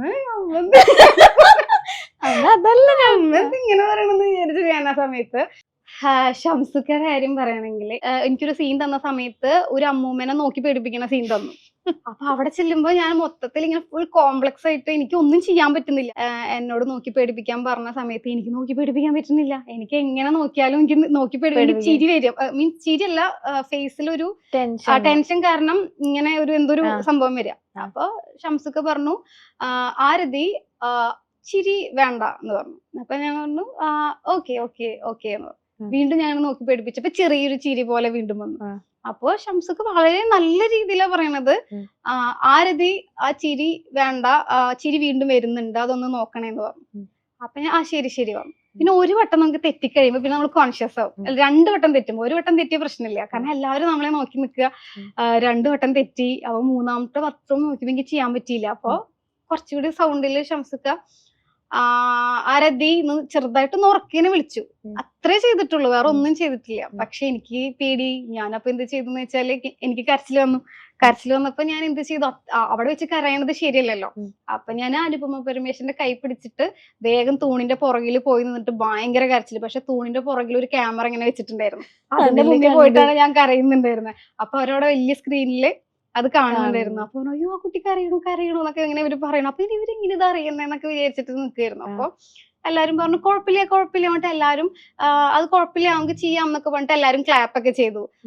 ഒരു പ്രശ്നമില്ല, ഫുൾ സപ്പോർട്ട്, എല്ലാരും കൂടെ ഭയങ്കര സപ്പോർട്ട് ചെയ്തു. അപ്പൊ അനുപമ എന്റെ അടുത്ത് പറഞ്ഞു, ഇതിനൊക്കെ ഇത്രയും ചെറിയ കാര്യത്തിനൊക്കെ എന്തിനാ കരയുന്നേ, ഞങ്ങളൊക്കെ അഭിനയിക്കാൻ പോയ സമയത്ത് മൈക്കൊക്കെ എടുത്തിട്ടൊക്കെയാണ് എറിയ, അത്രയും ഇതാണ്, ഇത്രയും ചെറിയ ഒന്നും ചെയ്തില്ലല്ലോ, പിന്നെ എന്തിനാ ഇങ്ങനെ കരയണേന്നൊക്കെ ചോദിച്ചു എന്റെ അടുത്ത്. പറയുമ്പോ ഒന്നും ചെയ്തിട്ടില്ല. ഷംസുക്ക് ഒരു 3 വട്ടം പേര് ഇച്ചിരി ഒന്ന് അവർക്ക് സമയമില്ല, അപ്പൊ ആ ഒരു രീതിയിൽ വിളിച്ചപ്പോ എനിക്ക് ടെൻഷൻ കയറി. അപ്പൊ ഞാൻ ഷംസുക്കയുടെ അടുത്ത് പറഞ്ഞു, എനിക്ക് മൂവി ചെയ്യാൻ, ഞാൻ അപ്പോഴേ എനിക്ക് അങ്ങനെ മൂവി അഭിനയിക്കണം എന്നാണ് ആഗ്രഹം. ഞാൻ ഈ മൂവി ചെയ്തത് പോലും എനിക്കതെന്റെ ബിസിനസ്സിലേക്ക് യൂസ്ഫുൾ ആവുമെന്ന് വിചാരിച്ചിട്ടാണ്. പിന്നെ എനിക്ക് തോന്നുന്നില്ല എനിക്കിതിൽ അഭിനയിക്കാൻ പറ്റുന്ന, ഇതെന്റെ അവസാനത്തിൽ തന്നെ ആയിരിക്കും എന്നൊക്കെ പറഞ്ഞിട്ട് പിന്നെ ഇവരെന്നെ കാണണത് തമിഴിലും തെലുങ്കിലും ഇങ്ങനെ അഭിനയിക്കാൻ പോയി ഹീറോയിൻ ആയിട്ട് എന്നുള്ളതാണ് ഷംസുക്കൊക്കെ അറിയുന്നത്. അപ്പൊ ആള് നോക്കുമ്പോ അത് മീൻസ് ഞാനൊരു അത്രയും മിണ്ടിയ അപ്പ കരയുന്ന ഒരാളായിട്ട് വന്നു. പിന്നെ ഇതെന്റെ അവസാനത്തെ മൂവിയാന്ന് പറഞ്ഞു. പിന്നെ എനിക്ക് ബിസിനസ് ചെയ്യണം എന്നാണ് ആഗ്രഹം എന്ന് പറഞ്ഞു. അപ്പൊ ആള് നോക്കുമ്പോ എന്താണ്, ഞാൻ ഈ പറഞ്ഞ കാര്യങ്ങളെല്ലാം ഞാൻ ചെയ്തു. ഇപ്പൊ പറഞ്ഞില്ലേ ഇനിയും ഇംപ്രൂവ് ചെയ്യണം എന്ന് തോന്നുന്ന കാര്യം എന്താ പൊടിക്ക്? ഇനി ഇമ്പ്രൂവ് ചെയ്യാൻ പറഞ്ഞാൽ സത്യം പറഞ്ഞാല് എനിക്ക് എൻ്റെ ലൈഫില് പ്രൊഫഷണൽ ലൈഫിലും എൻ്റെ ഫാമിലി ലൈഫും ഒരുപോലെ എനിക്ക് കൊണ്ടുപോകണം എന്ന് ആഗ്രഹിക്കുന്ന ആളാണ് ഞാൻ. റോബിൻ ചേട്ടൻ ആണെങ്കിൽ എൻ്റെ അടുത്ത് എപ്പോഴും പറയാറുണ്ട്, നിനക്ക് എന്താണോ ആഗ്രഹം എങ്ങനെയാന്ന് വെച്ചാൽ അത് ചെയ്തു. അതെ. അപ്പോ അപ്പൊ ഞാൻ എപ്പോഴും പണ്ടെന്ന് പറയുമ്പോൾ നമ്മൾ ഒറ്റയ്ക്ക് ഡിസിഷൻ എടുക്കും. കാരണം വേറെ ആരുടെയും ഒന്നും എനിക്കിപ്പോ തോന്നുന്ന കാര്യങ്ങൾ ഞാൻ ചെയ്യും. അത് ഞാൻ കുറെ പ്ലാൻ ചെയ്തിട്ടാണെങ്കിലും നമ്മളത് ഒറ്റയ്ക്ക് ചെയ്ത് വരും. പിന്നെ ഒരുപാട് കാര്യങ്ങളുണ്ടല്ലോ. ഇപ്പൊ ഞാനൊരു ഫാമിലി ലൈഫിലോട്ടേക്ക് കടക്കാൻ വേണ്ടി നിൽക്കുകയാണ്. അപ്പൊ അതിൻ്റെതായ ഒരുപാട് കാര്യങ്ങളുണ്ട്. കാരണം എൻ്റെ എല്ലാ ആഗ്രഹങ്ങളും കഴിയുന്നവരെ എനിക്ക് വേണ്ടി വെയിറ്റ് ചെയ്ത ഒരാളാണ് എൻ്റെ പാർട്ട്ണർ എന്ന് പറയുന്നത്. അപ്പൊ എനിക്ക് ഇനി എൻ്റെ ആഗ്രഹം എന്ന് പറയുന്നത് എൻ്റെ മാരേജ് ആണ്. അതല്ലാതെ പ്രൊഫഷണൽ ലൈഫിലെ കാര്യം നോക്കുകയാണെങ്കിൽ എൻ്റെ ഓൾമോസ്റ്റ് എല്ലാ ആഗ്രഹങ്ങളും നടന്നിട്ടുണ്ട്. ഒരു ഡിസൈനർ എന്നുള്ള രീതിയിലാണെങ്കിലും ഒരു ഓൺട്രപ്രണർ എന്നുള്ള രീതിയിലാണെങ്കിലും എനിക്ക് ഒരുപാട് കാര്യങ്ങളൊക്കെ എൻ്റെ ലൈഫിൽ ഇപ്പൊ നമ്മൾ ചെയ്ത കാര്യങ്ങൾ അല്ലെങ്കിൽ ആർക്കെങ്കിലും വേണ്ടി ചെയ്തത് ഇതൊന്നും നമുക്ക് എല്ലാ കാര്യങ്ങളും പറയാൻ പറ്റില്ല. പക്ഷെ എന്നെ സംബന്ധിച്ചിടത്തോളം എന്നെ ഡിപ്പെൻഡ് ചെയ്ത് നിൽക്കുന്ന ഒരുപാട് ആൾക്കാരെ എനിക്ക് നല്ല രീതിയിൽ നോക്കാനും കുറെ കാര്യങ്ങൾ അവർക്കൊക്കെ വേണ്ടി ചെയ്യാനായിട്ട് എനിക്ക് പറ്റിയിട്ടുണ്ട്. ഞാനിപ്പോ ഈ പൊടീസ് തുടങ്ങിയ സമയം തൊട്ട് അതിന്റെ ഫസ്റ്റ് ഇത് തൊട്ടേ ഞാനും ഉള്ള ഒരാളാണ്. ഇനോഗ്രേഷൻ തൊട്ടേ നമ്മളിടയ്ക്ക് ഇവിടെ വരും, നമ്മളിടയ്ക്ക് സംസാരിക്കാറുണ്ട്, ഈ കാര്യങ്ങളൊക്കെ ചെയ്യാറുണ്ട്. ഇപ്പൊ ആദ്യം പറഞ്ഞ 2019 ചെറുതായിട്ടാണ് ആദ്യം ഒരു ബിസിനസ് സ്റ്റാർട്ട് ചെയ്തത്. ഇപ്പൊ ഇന്ന് സ്വന്തമായിട്ട് ഇങ്ങനെ ഒരു സ്പേസ് എടുത്ത് അത് ഫുള്ള് ഇതുപോലെ ചെയ്തെടുത്തിട്ട് നല്ല രീതിയിൽ ആ ബിസിനസ് മുന്നോട്ട് പോകുമ്പോൾ ഇപ്പൊ എന്താ ഫീൽ ചെയ്യണം? അതിന് ഭയങ്കര സ്ട്രഗിളിങ് ഉണ്ടായിരുന്നോ ചെറുതീന്ന് വലുതിലേക്ക് തുടങ്ങാൻ നേരത്ത്? ഇല്ല അങ്ങനെയല്ല. ഇപ്പൊ ചെറിയ രീതിയിൽ ചെയ്യണ സമയത്താണ് ഞാൻ ഏറ്റവും സ്ട്രഗിൾ ചെയ്തത്. കാരണം അന്നെന്ന് പറയുമ്പോൾ നമുക്ക് ഒത്തിരി ഒന്നും കോണ്ടാക്ട്സ് ഇല്ല. ഇല്ല. നമുക്ക് നമ്മൾ ഒരുപാട് ആൾക്കാർക്ക് അറിയില്ല. പിന്നെ നമ്മള് പിന്നെ അതുപോലെ എന്താ പറയാ, എന്റെ ഫാദർ ഇവിടെ ഉണ്ടായിരുന്നില്ല, ദുബായിലായിരുന്നു. അതുപോലെ എന്റെ ചേച്ചി കോളേജ് ലെക്ചറാണ്, അവള് തൃശ്ശൂരായിരുന്നു. അപ്പൊ ഞങ്ങൾ എല്ലാവരും പല പല സ്ഥലത്തായിരുന്നു. അപ്പൊ ഞാൻ മാത്രമാണ് കൊച്ചിയിൽ ഉണ്ടായിരുന്നത്. അപ്പൊ നമ്മളിങ്ങനെ സ്വപ്നം കണ്ടിട്ട് ഞാൻ ഭയങ്കരമായിട്ട് പ്ലാൻ ചെയ്തിട്ടുള്ളൊരു എന്റെ ലൈഫിൽ എന്നും ബിസിനസിന്റെ കാര്യം നോക്കുമ്പോൾ ഈ ബൊട്ടിക്ക് ഇട്ടതിനെക്കാളും ഞാൻ ആദ്യമായിട്ട് ഇട്ട ബൊട്ടിക്കിന്റെ ഇതാണ് എനിക്ക് ഏറ്റവും സ്പെഷ്യൽ ആയിട്ടുള്ളത്. കാരണം എന്താന്ന് വെച്ചാൽ അത് വല്ലാത്തൊരു റിസ്കിൽ ഞാൻ ചെയ്തൊരു കാര്യമാണ്. കാരണം വീട്ടിലാണെങ്കിൽ ഒരു സപ്പോർട്ടും ഇല്ല. അച്ഛൻ ആദ്യമേ പറഞ്ഞു. അല്ല, അച്ഛൻ ആദ്യമല്ല. അച്ഛൻ പറഞ്ഞത് ആദ്യം ഒരു പേടി ഉണ്ടെങ്കിലും പിന്നെ ഞാൻ ചെയ്യുന്ന കാര്യങ്ങൾ അച്ഛൻ നോക്കുന്നുണ്ട്. അമ്മ ആദ്യമേ പറഞ്ഞു നീ ചെയ്യണ്ട, നിനക്ക് അതിനുള്ള വിവരമൊന്നും ഇല്ല, നീ ചെയ്യണ്ട എന്നുള്ള രീതിയിലാണ് അമ്മ എന്റെ അടുത്ത് ആദ്യമേ പറഞ്ഞത്. അമ്മ എന്നെ എപ്പോഴും കാണുന്നത്, ഇപ്പോഴും അമ്മ എന്നെ കാണുന്നത് ചെറിയ കുട്ടിയായിട്ടാണ് കാണുന്നത്. കാരണം ഇപ്പൊ നിങ്ങൾക്ക് തന്നെ അറിയാം, എപ്പൊ കണ്ടാലും അമ്മ എന്നെ കുറിച്ചിട്ട് പറയും, അയ്യോ മോളെ അവൾ ഇങ്ങനെയാണ് കേട്ടോ നോക്കണം കേട്ടോ, എല്ലാവരോടും പറയും. എന്റെ സ്റ്റാഫിന്റെ അടുത്ത് വരെ വിളിച്ചിട്ട് പറയും. അപ്പൊ ഞാൻ വീട്ടിൽ പോയിട്ട് നല്ല വഴക്കിരിക്കുന്നതിന് ഇങ്ങനെ പറയുന്നത്, ഞാനിപ്പോ ഇത്രയും മാറിയില്ല, ഇത്രയും വയസ്സായില്ല, ഇപ്പൊ ഇത്രയും കാര്യങ്ങൾ ചെയ്തില്ല, എന്നിട്ട് എന്താ അമ്മ ഇങ്ങനെ പറയണേന്ന് ചോദിക്കും. കാരണം അമ്മയ്ക്ക് ഇപ്പോഴും പേടിയാണ്. അയ്യോ ഇങ്ങനെ മീൻസ് നമ്മുടെ ഏജിനെക്കാളും വലിയ കാര്യങ്ങൾ ചെയ്യുമ്പോൾ പിന്നീട് ഞാൻ അതിനു വേണ്ടി സ്ട്രഗിൾ ചെയ്യേണ്ടി വരുമോ എന്നുള്ളത് അവർക്ക് ഭയങ്കര ടെൻഷനാണ്. അപ്പൊ പണ്ട് ബിസിനസ് ചെയ്യണ സമയത്താണെന്നുണ്ടെങ്കിൽ അമ്മ ഒട്ടും സപ്പോർട്ട് ആയിരുന്നില്ല. എനിക്ക് സപ്പോർട്ട് ചെയ്തില്ലെങ്കിലും എന്നെ ഇങ്ങനെ തളർത്തുന്നത് എനിക്ക് തീരെ പറ്റുന്നുണ്ടായിരുന്നില്ല. എന്ന് വെച്ചാൽ നമ്മളൊരു കാര്യം പ്ലാൻ ചെയ്ത് അതിന് വേണ്ടിയിട്ട് കുറെ വർഷങ്ങളോളം വെയിറ്റ് ചെയ്ത് പ്ലാൻ ചെയ്ത് ചെയ്യുമ്പോൾ അത് നെഗറ്റീവ് പോലെ നമ്മുടെ അടുത്ത് വന്ന് പറയുമ്പോൾ നമുക്ക് അത് ഭയങ്കരമായിട്ട് ഒരു ഇതായിരിക്കുമല്ലോ. അമ്മയുടെ ടെൻഷൻ കൊണ്ടാണ്. അതെന്താന്ന് വെച്ചാല് അച്ഛൻ ബിസിനസ് ചെയ്തിട്ട് അച്ഛൻ അതിൽ സ്ട്രഗിൾ ചെയ്യണത് അമ്മ കണ്ടിട്ടുണ്ട്. നമുക്ക് എപ്പോഴും പാഷൻ ഉണ്ടെങ്കിൽ നമ്മുടെ കൂടെ ഒരു പ്രൊഫഷനും കൂടി ഉണ്ടെങ്കിൽ, പാഷന്റെ പുറകെ പോയിട്ട് ഒന്നാവാൻ പറ്റിയില്ല, നമുക്ക് എന്ത് ചെയ്യാൻ പറ്റും, നമ്മൾ പഠിച്ചതുമായി ബന്ധപ്പെട്ടുള്ള ജോലി ചെയ്യാൻ പറ്റും. അതിന്റെ അച്ഛനും ചെയ്തത് അതാണ്. കാരണം അച്ഛന് ബിസിനസ് ആയിരുന്നു അച്ഛന്റെ പാഷൻ, ഭയങ്കര ക്രേസ് ആയിരുന്നു. നമുക്ക് സ്വന്തമായിട്ട് തിയേറ്ററും ജ്വല്ലറി എല്ലാം ഉണ്ടായിരുന്നു. പക്ഷെ പാർട്ണർഷിപ്പിലായിരുന്നു. പിന്നെ അത് പൊളിഞ്ഞു പോയൊരു സമയത്ത് അച്ഛൻ സ്ട്രഗിൾ ചെയ്യണത് ഞാൻ ലൈവായിട്ട് കണ്ടിട്ടുള്ളതാണ്. അപ്പൊ അമ്മയ്ക്കാണെങ്കിലും ആ ഒരു പേടി ഇന്നും ഉണ്ട്. ബിസിനസ് എന്ന് കേൾക്കുമ്പോൾ അച്ഛൻ സ്റ്റോപ്പ് ചെയ്ത് കൊടുത്തെന്നാണ് ഞാൻ സ്റ്റാർട്ട് ചെയ്യുന്നത്. അപ്പോ എനിക്ക് ഭയങ്കര ആഗ്രഹം ഉണ്ടായിരുന്നു, എന്തൊക്കെയാണോ അച്ഛൻ്റെ നിന്ന് പോയത് അതൊക്കെ എനിക്ക് തിരിച്ചെടുക്കണം എന്നുള്ളത്. പക്ഷെ അച്ഛനതിന്റെ ആവശ്യമില്ല. കാരണം അച്ഛൻ തന്നെ ഒറ്റയ്ക്ക് അതൊക്കെ ഫൈറ്റ് ചെയ്ത് വന്നിട്ടുള്ള ഒരാളാണ്. എന്റെ മുമ്പിൽ ഞാനും ചേച്ചിയും അച്ഛനും അമ്മയും ചെറുപ്പം തൊട്ട് അത്രയും ഒരു ഫാമിലി ലൈഫ് എൻജോയ് ചെയ്ത് ഭയങ്കര അടിപൊളിയായിട്ട് ഞങ്ങൾ വന്നിട്ടുള്ളതാണ്. പിന്നെ ഏതോ ഒരു സ്റ്റേജിൽ ഇങ്ങനെ വലിയ ഇഷ്യൂസ് ഒക്കെ നടക്കുന്നത് നമ്മൾ ലൈഫിൽ കണ്ടിട്ടുണ്ട്. പിന്നെ അച്ഛൻ അത് ദുബായിൽ അച്ഛന്റെ പ്രൊഫഷനുമായി ബന്ധപ്പെട്ട്, അച്ഛൻ സിവിൽ എഞ്ചിനീയർ ആണ്. അച്ഛൻ ദുബായിൽ പോയി ഓയിൽ കമ്പനിയിലെല്ലാം കയറി അച്ഛൻ പിന്നെ അവിടെ ഫൈറ്റ് ചെയ്തിട്ടാണ് നാട്ടിൽ ഇഷ്യൂസ് എല്ലാം സെറ്റിൽ ചെയ്തത്. അപ്പൊ അച്ഛന്റെ ആ ഒരു പവർഫുൾ ആയിട്ടുള്ള ഒരു പരിപാടി ഞാൻ കണ്ടിട്ടുള്ളതാണ്. പക്ഷെ എന്നാൽ പോലും നമുക്കൊരു ആഗ്രഹം ഉണ്ടാവും. നമ്മൾ വളർന്നു വരുമ്പോൾ കുറെ പാരന്റ്സ് ഒക്കെ പറയും, ഞാൻ എന്റെ മക്കളെ ബുദ്ധിമുട്ടുകളൊന്നും അറിയിക്കാണ്ടാണ് വളർത്തിയിട്ടുള്ളത്. ഞാൻ പറയുകയാണെങ്കിൽ നമ്മൾ ബുദ്ധിമുട്ടുകൾ അറിയിച്ചിട്ട് വളർത്തണം. അത് ഒരു സ്റ്റേജിൽ ഞാൻ അറിഞ്ഞുകൊണ്ടാണ് ഞാനായിട്ട് കുറെ കാര്യങ്ങൾ റിസ്ക് എടുത്ത് ചെയ്തത്. ഇപ്പൊ എനിക്ക് എല്ലാം ചെയ്തു തരാൻ പാരന്റ്സും അല്ലെങ്കിൽ കുറെ ആൾക്കാരും ഉണ്ടായിരുന്നു എന്നുണ്ടെങ്കിൽ ഞാൻ എന്ത് ചെയ്യില്ല, ഞാൻ ഒരിക്കലും ലൈഫിൽ ആ റിസ്ക് എടുക്കില്ലായിരുന്നു. അപ്പൊ ഞാൻ ആ ലൈഫിൽ റിസ്ക് എടുക്കുന്നത് ഇങ്ങനത്തെ ഒരുപാട് ബുദ്ധിമുട്ടുകൾ കണ്ട കാരണം കൊണ്ടാണ്. ഇന്നിപ്പോ ഞാൻ ഏൺ ചെയ്യുന്നുണ്ട്, എന്റെ ചേച്ചി ഏൺ ചെയ്യുന്നുണ്ട്, ഞങ്ങൾക്ക് രണ്ടുപേർക്കും നല്ല 2 പാർട്ട്നേഴ്സിനെ കിട്ടിയിട്ടുണ്ട്. എന്നാൽ പോലും എന്റെ അച്ഛനും അമ്മയും ഞങ്ങളുടെ നിന്ന് 1 രൂപ പോലും മേടിക്കാറില്ല. ഇപ്പൊ അച്ഛനാണെങ്കിൽ ഇപ്പൊ ദുബായിൽ നിന്ന് ക്യാൻസൽ ആക്കിയിട്ടാണ് വന്നത്. അപ്പൊ അച്ഛന് ഇപ്പൊ എനിക്കാണെങ്കിലും ഇപ്പൊ എന്റെ എൻഗേജ്മെന്റ് ഞാനാണ് നടത്തിയത്. അപ്പൊ എല്ലാവരും ഞാനത് ഏതൊരു സ്റ്റേജിൽ പറഞ്ഞ സമയത്ത് പറഞ്ഞിട്ടുണ്ടായിരുന്നു, അയ്യോ അതെന്താ അച്ഛൻ നടത്തി കൊടുക്കാത്തത് അങ്ങനെയൊക്കെ. അത് അച്ഛനെ നടത്തി തരാൻ പറ്റാത്ത കാരണം കൊണ്ടല്ല, അതായത് എന്റെ അച്ഛൻ ദുബായിൽ നിന്ന് കഷ്ടപ്പെട്ടുണ്ടാക്കിയ പൈസ എന്റെ കല്യാണം, എന്റെ എൻഗേജ്മെന്റ് ആർഭാടമായി നടത്തി കളയാനുള്ളതല്ല. എന്റെ ആഗ്രഹമാണ് അത് എനിക്ക് ചെയ്യണം. അവര് സേവ് ചെയ്ത ഇതൊക്കെ അവർക്ക് ഫ്യൂച്ചറിൽ അവർക്ക് ഏജ് ആവുമ്പോൾ ആരെയും ഡിപ്പെൻഡ് ചെയ്യാതെ നിൽക്കാൻ വേണ്ടിയിട്ട് യൂസ് ചെയ്യണം എന്നുള്ളതാണ് എന്റെ ആഗ്രഹം. അപ്പൊ എനിക്ക് പറ്റുന്ന കാര്യങ്ങൾ എന്ന് പറയുന്നത്, ഇപ്പൊ എന്റെ എന്റെ ചേച്ചിന്റെ അച്ഛനും അമ്മയും ഒന്നും എന്ത് ചെയ്യില്ല, നിങ്ങൾ സമ്പാദിക്കുന്നത് നിങ്ങൾക്ക്, അത് നിങ്ങൾ യൂസ് ചെയ്യുക എന്നുള്ള രീതിയിലാണ് അവര് പറയാറുള്ളത്. അയ്യോ പേടിക്കരുതിട്ടോ, വേറൊരു ഗസ്റ്റ് വന്നു ഗൈസ്. ഇത് ലൂക്ക് ഇങ്ങനെയായിരുന്നില്ല കേട്ടോ, ഭയങ്കര ഞങ്ങൾ ഇന്റർവ്യൂടെ ഇടയിൽ എന്തിനാ കയറി വന്നേ? ഇപ്പോ നമ്മളൊരു ബ്രാൻഡ് തുടങ്ങാണ്, ഒരു ബിസിനസ് സ്റ്റാർട്ട് ചെയ്യുമ്പോൾ നമ്മളുടേതായ യുണീക്ക് ആയിട്ടുള്ള ഒരു സാധനം കൊണ്ടുവരണം എന്ന് ഏത് ബിസിനസ് ചെയ്യുന്ന ഒരാൾക്കൊരു ആഗ്രഹം ഉണ്ടാവും. അപ്പൊ പൊടീസിനെ യുണീക്ക് ആയിട്ട് നിർത്താനായിട്ട് പൊടി എങ്ങനെയാ നോക്കിയിട്ടുള്ളത്, അല്ലെങ്കിൽ എന്താണ് അതിന്റെ ഒരു യുണീക്ക് ആയിട്ട് വരുന്ന ഒരു സംഭവം? യൂണീക്ക് ആയിട്ട് വരുന്ന സംഭവം എന്നെ ചില ആൾക്കാർ പോസിറ്റീവ് ആയിട്ടുള്ള രീതിയിലും പറയാറുണ്ട്. എന്റെ ചേച്ചി ഇടയ്ക്ക് കളിയാക്കാറുണ്ട്. ഞാൻ പറഞ്ഞില്ലേ, ഞാൻ ഡിസൈൻ ചെയ്യുന്നു, ഞാൻ തന്നെ ഫോട്ടോ എടുക്കുന്നു, ഞാൻ തന്നെ പോസ്റ്റ് ചെയ്യുന്നു, ഞാൻ തന്നെ ഡിസൈനർ, ഞാൻ തന്നെ മോഡൽ, ഞാൻ തന്നെ ഓണർ. ഇങ്ങനെയാണ് ഞാൻ മെയിൻ ആയിട്ട് ആ ഒരു ബുട്ടിക്ക് മീൻസ് ആ ഒരു ബ്രാൻഡ് സ്റ്റാർട്ട് ചെയ്തപ്പോൾ തൊട്ടിട്ട് ഞാൻ കൊണ്ടുപോയിട്ടുള്ളത്. ഇതുവരെയായിട്ടും ഒരു മാർക്കറ്റിങ്ങിനും അല്ലെങ്കിൽ ഒരു പ്രൊമോഷനും അത് പണ്ടും ഇല്ല ഇപ്പോഴും ഞാൻ ഇപ്പോഴും. ഏൽപ്പിച്ചില്ല. പക്ഷെ ഇനി ചെയ്യരുത് എന്നല്ല ഞാൻ പറയണത്. ഇത് എല്ലാവരിലും വർക്കൗട്ട് ആവണമെന്നില്ല. ഇല്ല അതെ. മനസ്സിലായോ? എന്റെ കാര്യത്തിൽ അത് പണ്ട് തൊട്ടേ വർക്കൗട്ട് ആയിട്ടുണ്ട്. അപ്പൊ ഞാൻ അത് അങ്ങനെയാണ് അത് കൊണ്ടുവരുന്നത്. ഇപ്പൊ അതുപോലെ പൊടി ചെയ്യുന്ന ഔട്ട്ഫിറ്റ്സിൽ പൊടിയുടെ ഒരു യുണീക്നെസ് എങ്ങനെയാ കൊണ്ടുവരാറ്?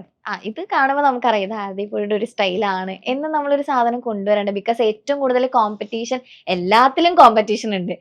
കാരണം എല്ലാവരും ഇപ്പൊ ഭയങ്കര ടാലന്റഡ് ആയിട്ടുള്ള ആളുകളാണ്. അപ്പൊ കുറെ പേര് കുറെ കാര്യങ്ങൾ ചെയ്യുന്നുണ്ട്. അതേപോലെ ഏറ്റവും കൂടുതൽ കോമ്പറ്റീറ്റേഴ്സ് ഉള്ള ഒരു ഫീൽഡാണ് ഇപ്പൊ ബുട്ടീക്ക് അല്ലെങ്കിൽ ഫാഷൻ എന്ന് പറയുന്ന ഒരു വേൾഡ്. അപ്പൊ അതില് സർവൈവ് ചെയ്യാന്ന് പറയുന്നത് വലിയൊരു കാര്യം തന്നെയാണ്. അപ്പൊ ഈ നിലയിൽ എത്തിയതിലും എനിക്ക് ഭയങ്കര സന്തോഷമാണ്, പ്രൗഡാണ്. അപ്പോൾ എന്നാലും നമ്മളുടെ ഒരു ഇത് പൊടിയുടെ ഒരു കൈൻഡ് ഓഫ് സാധനമാണ്, ഇത് പൊടിയുടെ ഒരു കൈൻഡ് ഓഫ് ഔട്ട്ഫിറ്റ് ആണ് എന്ന് തെളിയിക്കുന്ന ഒരു ചെറിയ സാധനം നമ്മൾ ഇട്ട് കൊടുക്കണ്ടേ? ഞാൻ പാറ്റേൺസും വർക്കിന്റെ ഡീറ്റെയിൽസ്, എനിക്ക് കളർ കോമ്പിനേഷൻ, കളേഴ്സ് ഭയങ്കര ഇഷ്ടമാണ് എനിക്ക്. അതായത് ഇപ്പൊ നമ്മളൊരു വർക്ക് ചെയ്യുകയാണെന്നുണ്ടെങ്കിൽ ചിലപ്പോൾ ഞാൻ സെൽഫ് കളർ മാത്രം വെച്ചിട്ടായിരിക്കും ചെയ്യുക. ആ ഒരു കളറിന്റെ അതെ, ഞങ്ങൾ കളറിലാണ് ഏറ്റവും കൂടുതൽ സമയം എടുത്തത്. അപ്പൊ കളർ മാത്രമേ ശരിക്കും പറഞ്ഞാൽ ഡിസ്കഷൻ ചെയ്തിട്ടേ ഉള്ളൂ. ബാക്കി ഞാൻ പാറ്റേൺ ഒക്കെ ചോദിച്ചപ്പോ ഞാൻ അങ്ങനെ ചെയ്യാൻ ഇഷ്ടപ്പെട്ടോ ഡ്രസ്സ്? പിന്നെ ഭയങ്കര ഇഷ്ടപ്പെട്ടു. ഓക്കെ. അപ്പോ ഞാൻ എങ്ങനെയാന്ന് വെച്ചാൽ ചിലപ്പോ എനിക്ക് കളേഴ്സ് ഭയങ്കര ഇഷ്ടമായ കാരണം കൊണ്ട് ചിലപ്പോൾ ഞാൻ സെയിം കളറിന്റെ ലൈറ്റും ഡാർക്ക് ഒക്കെ വെച്ചിട്ടായിരിക്കും ചെയ്യുക. ചിലപ്പോൾ ഞാൻ കുറെ കോൺട്രാസ്റ്റ് ആഡ് ചെയ്യും. ഇങ്ങനെ കളർ കോമ്പിനേഷനിലാണ് എനിക്ക് എന്റെ കാര്യത്തിൽ കുറച്ച് യൂണീക്ക് ആയിട്ട് തോന്നിയിട്ടുള്ളത്. ബാക്കിയുള്ളതൊക്കെ എല്ലാവരും എല്ലാ ബുട്ടീക്സിലും ചെയ്യാറുണ്ടല്ലോ, ഒരുപാട് ഡിഫറെന്റ് ആയിട്ടുള്ള കാര്യങ്ങളൊക്കെ ചെയ്യാറുണ്ട്. പക്ഷെ എനിക്ക് പേഴ്സണലി ഇഷ്ടം എനിക്ക് എന്റെ കളർ കോമ്പിനേഷൻസ് ആണ്. ഓക്കെ. അപ്പൊ അങ്ങനെ പൊടീസ് വലിയൊരു ബ്രാൻഡായി ഇപ്പൊ എത്തി നിൽക്കാണ്. അമ്മയ്ക്കൊക്കെ നേരത്തെ ഒരു ടെൻഷൻ ഉണ്ടായിന്ന് പറഞ്ഞല്ലോ. ഇപ്പൊ ഈ പൊടീസിൽ ഇപ്പൊ ഇത്രയും കാര്യങ്ങളൊക്കെ ചെയ്ത് അവര് വർക്ക് ഒക്കെ കഴിഞ്ഞ് ഫസ്റ്റ് ഇവിടെ കയറിയപ്പോ എന്തായിരുന്നു റിയാക്ഷൻ? ഞാൻ ആദ്യം ഈ ബൊട്ടിക്ക്, എനിക്ക് ഈ പറഞ്ഞ പോലെ ബൊട്ടിക്കായിട്ട് ചെയ്യുമ്പോൾ എനിക്കൊരു കൊമേഴ്ഷ്യൽ ബിൽഡിങ്ങിൽ ചെയ്യുകയാണെന്നുണ്ടെങ്കിൽ എനിക്ക് ഇതിനെക്കാട്ടും എക്സ്പെൻസ് ആയിരിക്കും. അപ്പൊ പണ്ട് ചെറിയ രീതിയിൽ ഞാൻ ബിസിനസ് ചെയ്യണ സമയത്ത് തന്നെ എനിക്ക് അത്യാവശ്യം എക്സ്പെൻസ് ഉണ്ടായിരുന്നു. അപ്പം ഞാനൊരു കൊമേഴ്ഷ്യൽ ബിൽഡിംഗ് എടുത്തിട്ട് ചെയ്യുകയാണെങ്കിൽ ഇതിനെക്കാട്ടിനും ആയിരിക്കും റെന്റും കാര്യങ്ങളൊക്കെ. അപ്പൊ എനിക്ക് പറ്റുന്ന കാര്യമാണ് ഞാൻ ചെയ്തത്. ഒരു വീട് എടുത്തിട്ട് അതിൽ ഇന്റീരിയർ മാക്സിമം അടിപൊളിയായിട്ട് ചെയ്തിട്ട് ഫോട്ടോഷൂട്ടൊക്കെ ചെയ്ത് അങ്ങനെയാണ് ഞാൻ ചെയ്തത്. എന്റെ ഇനോഗ്രേഷൻ പോലും ഞാൻ എന്ത് ചെയ്തില്ല, വലിയ രീതിയിൽ നടത്തിയില്ല. ഞാൻ വെച്ചാൽ എന്റെ ലൈഫിൽ എനിക്ക് വേണ്ടത് എന്റെ ഇഷ്ടപ്പെട്ടവരുടെ പ്രസൻസും അവരുടെ ബ്ലെസ്സിങ്സ് ആണ്. കുറെ മീഡിയ ഓടിക്കേറി വന്നിട്ട് എല്ലാരും ആരതിപ്പൊടിയുടെ ബുട്ടിക്ക് കണ്ടാൽ ഞെട്ടും തട്ടും എന്നൊക്കെ പറഞ്ഞിട്ടിട്ട് വെറുതെ പച്ചക്കറി കേൾക്കണ്ടല്ലോ എന്ന് വിചാരിച്ചിട്ട് ഞാൻ ആരും അറിയിച്ചില്ല. സത്യം പറഞ്ഞാൽ ആ ഒരു ഹൈപ്പിൽ നിൽക്കുമ്പോൾ നമ്മൾ അത്രയും മീഡിയസിനൊക്കെ കയറ്റിയിരുന്നെങ്കിൽ നമുക്ക് എങ്ങനെ പോലും അത്രയും വലിയ പ്രൊമോഷൻ ആയിരുന്നു. പക്ഷെ ആരും അറിയാതെ വളരെ സീക്രട്ട് ആയിട്ട് എന്റെ ഫാമിലി, എന്റെ ഫ്രണ്ട്സ്, എന്റെ വേണ്ടപ്പെട്ട ആൾക്കാരെല്ലാരും കൂടെ ഇരുന്നിട്ട് ഒരു നല്ല രീതിയിൽ സമാധാനപരമായിട്ട് ഞാൻ ചെയ്തു. അപ്പൊ എല്ലാരും ചോദിച്ചെന്താ വട്ടാണോ, എന്തിനാണ് ഇനോഗ്രേഷൻ ഇങ്ങനെ ചെയ്ത്, എല്ലാരും വിളിച്ചിട്ട് ചെയ്യായിരുന്നില്ലേ എന്നൊക്കെ.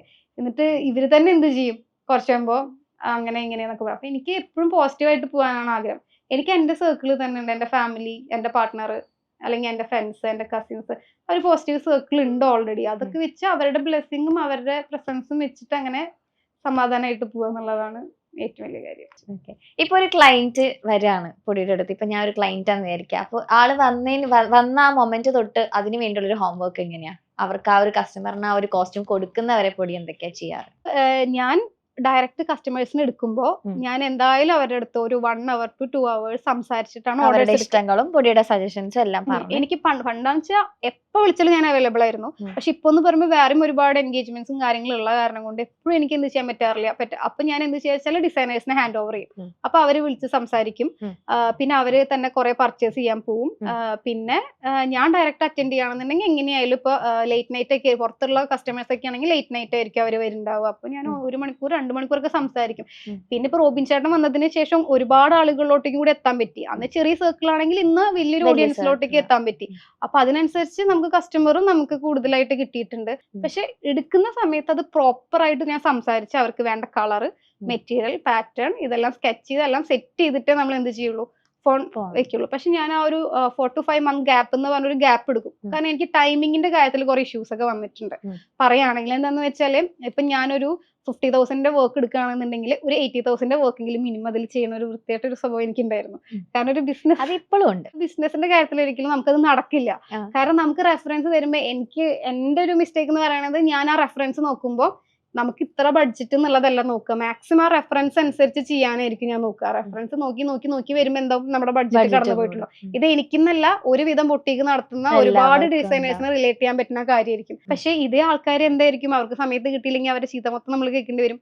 എന്താ റീസൺ അവർ നോക്കില്ല, ആരെങ്കിലും പറഞ്ഞോ ഇങ്ങനെ ചെയ്യാൻ, നിങ്ങൾ പറഞ്ഞ കാര്യം മാത്രം ചെയ്താൽ പോരെ എന്നുള്ള രീതിയിലായിരിക്കും. അപ്പൊ ഞാൻ അതിനുശേഷം എന്തേ 1-2 എക്സ്പീരിയൻസ് അങ്ങനത്തെ കിട്ടിയതിന് ശേഷം വളരെ മാന്യമായിട്ട് ഞാൻ പറയും, നമുക്ക് ഇത്രയും ടൈം ഗ്യാപ്പ് വേണം. ഇനിയിപ്പോ അത്രയും ടൈം ഗ്യാപ്പ് ആയാലും ടൈം ഗ്യാപ്പ് എടുത്താലും ഞാൻ ചിലത് എമൗണ്ടിനേക്കാൾ കൂടുതലായിട്ട് ചെയ്യുന്ന പരിപാടിയൊക്കെ ഉണ്ടായിരുന്നു. ഞാൻ പറയും ഇത്ര ബഡ്ജറ്റിന് ഇത്ര സംഭവമേ പറ്റുള്ളൂ എന്നുള്ള രീതിയിൽ. അത് കാരണം ഇപ്പൊ എനിക്ക് കുറച്ച് സമാധാനം ഉണ്ട്. കാരണം ലിമിറ്റഡ് വർക്ക്സ് ആണ്, പക്ഷെ കറക്റ്റ് സമയത്തായിട്ട് എല്ലാം പോകുന്നുണ്ട്. അല്ല, ഇപ്പൊ സ്റ്റാഫിനെ എടുക്കുന്നത്, ഇപ്പൊ പൊടിയുടെ ബ്രാൻഡ് വേറെ ഡിസൈനേഴ്സിനെ ഏൽപ്പിക്കും എന്ന് പറയല്ലോ, അതിനകത്തൊരു ട്രസ്റ്റ് വേണം. പൊടി ഡീൽ ചെയ്യുന്ന പോലെ തന്നെ അതേപോലെ ക്ലയൻസിനെ ഡീൽ ചെയ്യാൻ പറ്റുന്ന സ്റ്റാഫുകളായിരിക്കണം പൊടിയുടെ അടുത്ത് നിൽക്കേണ്ടത്. അപ്പോൾ സ്റ്റാഫുകളെ സെലക്ട് ചെയ്യുന്ന കാര്യത്തിൽ എങ്ങനെയാ? സ്റ്റാഫുകളെ സെലക്ട് ചെയ്തതിൽ എനിക്ക് ആദ്യം ഒരു ഡിസൈനർ കുട്ടി ഉണ്ടായിരുന്നു. ആ കുട്ടി എനിക്ക് അത്രയും ട്രസ്റ്റ് ഉള്ള കുട്ടിയായിരുന്നു. പിന്നെ ഇതേപോലെ തന്നെ പറഞ്ഞ ആള് സ്വന്തമായിട്ടൊക്കെ സ്റ്റാർട്ട് ചെയ്യാനൊക്കെ പോയി. പാറുവിനെ അറിയാൻ പരിചയപ്പെട്ടിട്ടുണ്ട്. അപ്പൊ എനിക്ക് ഭയങ്കര സന്തോഷമായിരുന്നു, ഭയങ്കര പ്രൗഡായിരുന്നു. നമ്മുടെ അവിടെ സാലറി പോലും വേണ്ട എന്ന് പറഞ്ഞിട്ട് പണ്ട് വന്നിട്ടുള്ള ഒരു കുട്ടിയായിരുന്നു. പിന്നെ ഒരു 3 മാസം കഴിഞ്ഞപ്പോ ഞാനാണ് അങ്ങോട്ട് പറഞ്ഞിട്ട് സാലറി കൊടുക്കാനൊക്കെ നിന്നത്. അപ്പൊ ഭയങ്കര ട്രസ്റ്റ് ചെയ്യാൻ പറ്റുന്ന ഒരു കുട്ടിയായിരുന്നു. പിന്നെ സ്വന്തമായിട്ട് തന്നെ അത് സ്റ്റാർട്ട് ചെയ്തിട്ട് പോയി. എന്നെ കൊണ്ട് പറ്റുന്ന രീതിയിലുള്ള ചെറിയ ചെറിയ കാര്യങ്ങളൊക്കെ ഞാനും സപ്പോർട്ട് കൊടുക്കാറുണ്ട്. പിന്നെ എനിക്കൊരു അനുഭവം ഉണ്ടായിട്ടുണ്ടായിരുന്നു. പിന്നെ എന്റെ ലൈഫിൽ എന്നെ ഏറ്റവും കൂടുതൽ ഹേർട്ട് ചെയ്തിട്ടുള്ളത്, ഞാൻ ഏറ്റവും കൂടുതൽ സ്നേഹിക്കുന്ന ആൾക്കാർ, ഏറ്റവും കൂടുതൽ ട്രസ്റ്റ് ചെയ്യുന്ന ആൾക്കാരായിരിക്കും. ട്രസ്റ്റ് ഇഷ്യൂസ് എപ്പോഴും ഞാൻ പോയി ചാടി വീഴുന്ന ഒരു കാര്യമായിരിക്കും. കുറെ കാലം ചെയ്യുമ്പോൾ ഞാൻ ഭയങ്കര മെച്ചുവർ ആയിട്ടാണ്, എത്ര കുട്ടികളി കളിച്ചാലും അല്ലെങ്കിൽ എന്തൊക്കെ പറഞ്ഞാലും ഒരു ഡിസിഷൻ എടുക്കുന്ന സമയത്ത് ഞാൻ ഭയങ്കര ചിന്തിച്ച് ടൈം എടുത്ത് ഭയങ്കര മെച്ചുവർ ആയിട്ടായി നിൽക്കുക. പക്ഷെ ഈ കൂടെ നിൽക്കുന്ന ആൾക്കാർ എന്തെങ്കിലും ചെയ്താൽ മാത്രം എനിക്ക് എന്റെ കൺട്രോൾ എല്ലാം പോയി എന്റെ കയ്യിൽ പിന്നെ നിൽക്കില്ല. അങ്ങനെ ഭയങ്കരമായിട്ട് ഞാൻ ഇതായി പോകും. അങ്ങനത്തെ ട്രസ്റ്റ് ഇഷ്യൂസ് ഒക്കെ സംഭവിച്ചിട്ടുണ്ട്. പിന്നെ ഇപ്പൊ ഞാൻ പറഞ്ഞില്ലേ, ഇപ്പൊ നമ്മൾ ഒരുപാട് ഇങ്ങനത്തെ എക്സ്പീരിയൻസസ് വരുമ്പോൾ കുറച്ച് നോക്കിയും കണ്ടിട്ടൊക്കെയാണ് എടുക്കുക. ഇപ്പൊ എനിക്ക് ഇതേപോലെ എന്റെ ഡിസൈനേഴ്സ് ഒക്കെ ഇപ്പൊ വന്നിട്ടുള്ളവരൊക്കെ ഭയങ്കര ടാലന്റഡ് ആയിട്ടുള്ള കുട്ടികളാണ്, ഭയങ്കര ഹാർഡ് വർക്കിംഗ് ആണ്. എനിക്ക് ഭയങ്കര പേഴ്സണലി ഭയങ്കര ഇഷ്ടപ്പെട്ട കുട്ടികളാണ്. അപ്പൊ പാറും കണ്ടിട്ടുണ്ടല്ലോ, പരിചയപ്പെട്ടിട്ടുണ്ടല്ലോ. അപ്പൊ എല്ലാവരുമായിട്ട് അടിപൊളിയായിട്ട് ഇങ്ങനെ പോകുന്നുണ്ട്. പൊടിയുടെ ഫസ്റ്റ് ക്ലിക്ക് ആവുന്ന വർക്ക് ഏതാ? നമ്മുടെ ഒരു ബിസിനസ് സ്റ്റാർട്ട് ചെയ്യുമ്പോൾ എവിടെയെങ്കിലും ഒരു പോയിന്റ് ഉണ്ടാവുമല്ലോ, നമ്മളൊന്ന് കേറി പോകുന്നത്? അത് ഒരു വൈൻ കളർ ഇങ്ങനെ ഒരു ഓവർകോട്ട് ആയിട്ടുള്ള ഒരു ഡ്രസ്സ്. അതാണ് ഒരുപാട് പിൻട്രസ്റ്റിൽ ഞാൻ അന്ന് പറഞ്ഞ പോലെ വന്നതും. പിന്നെ ഒരുപാട് സെലിബ്രിറ്റീസ് ഒക്കെ അത് റെഫറൻസ് എടുത്ത് ചെയ്തിട്ടുണ്ടായിരുന്നു. അങ്ങനെ ഒരുപാട് അതിങ്ങനെ വന്നിട്ടുണ്ടായിരുന്നു.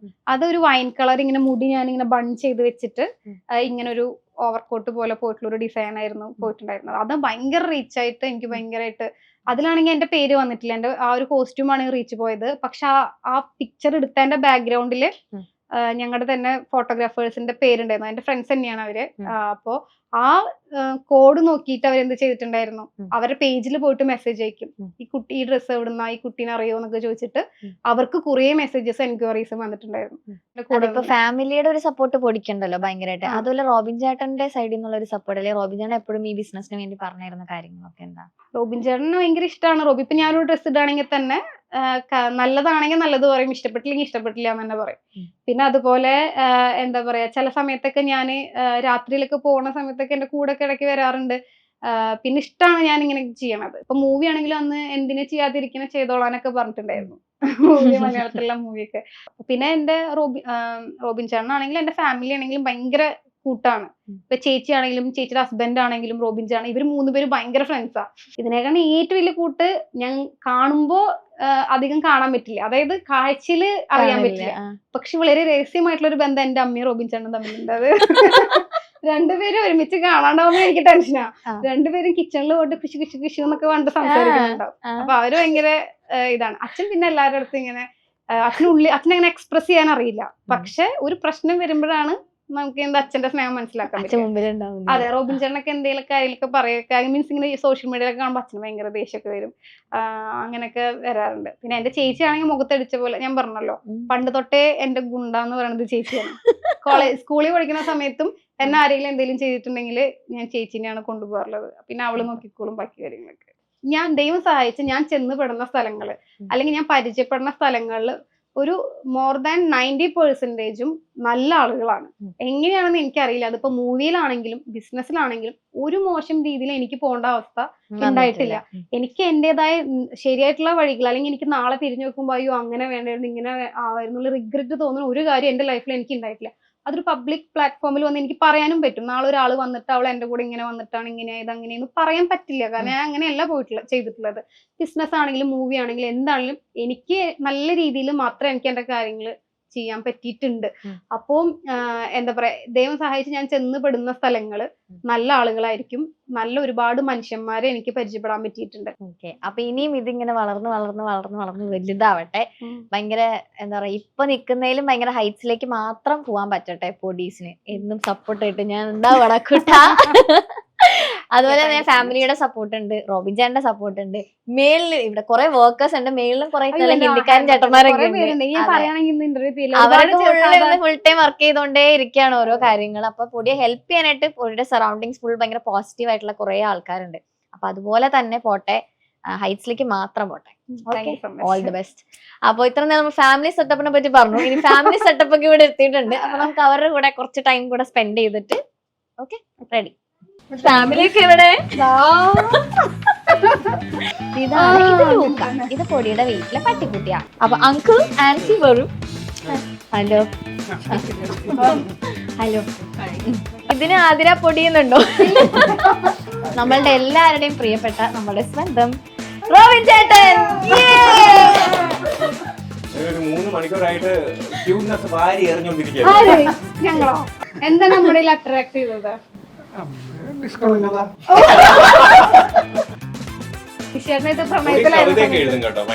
കവിത എഴുതും, പാട്ട് പാടും. പൊടിക്ക് കുറെ സ്നേഹമുള്ള കുട്ടിയാണ്. പിന്നെ പോവരുന്ന അങ്ങോട്ട് പോയിരിക്കോളെ. എനിക്ക് കുട്ടികളോട് ദേഷ്യമുണ്ട്. എനിക്കൊരു കാര്യം പറയാനുണ്ട്. പൊടി പറഞ്ഞില്ലേ, അവര് തമ്മിൽ ഇപ്പൊ ഫ്രണ്ട്സ് ആണ്. എന്ന് വെച്ചാൽ അച്ഛൻ എന്തോന്നും മിണ്ടാത്ത? ഞാൻ ആ സമയത്ത് ഗൾഫിലായിരുന്നു. ക്വാളിറ്റി എന്താണ് ആ പേഴ്സൺ ഇഷ്ടപ്പെടുന്നതെന്നുണ്ടെങ്കിൽ ആ ക്വാളിറ്റി എപ്പോഴെങ്കിലും പോയി കഴിഞ്ഞാൽ ഇഷ്ടപ്പെടും. അങ്ങനെയല്ല, അവരുടെ ക്വാളിറ്റിയിലോ അതൊരു പുതിയ തത്വമാണ്. അതുകൊള്ളാം. നമ്മൾ തമ്മിൽ മെച്ചൂർ ആയിട്ടുള്ള ആൾക്കാരാണ്. എനിക്ക് 34 വയസ്സായി. 15 14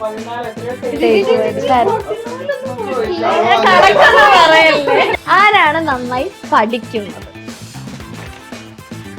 ആരാണ് കൂടുതൽ ബ്യൂട്ടി കോൺഷ്യസ്?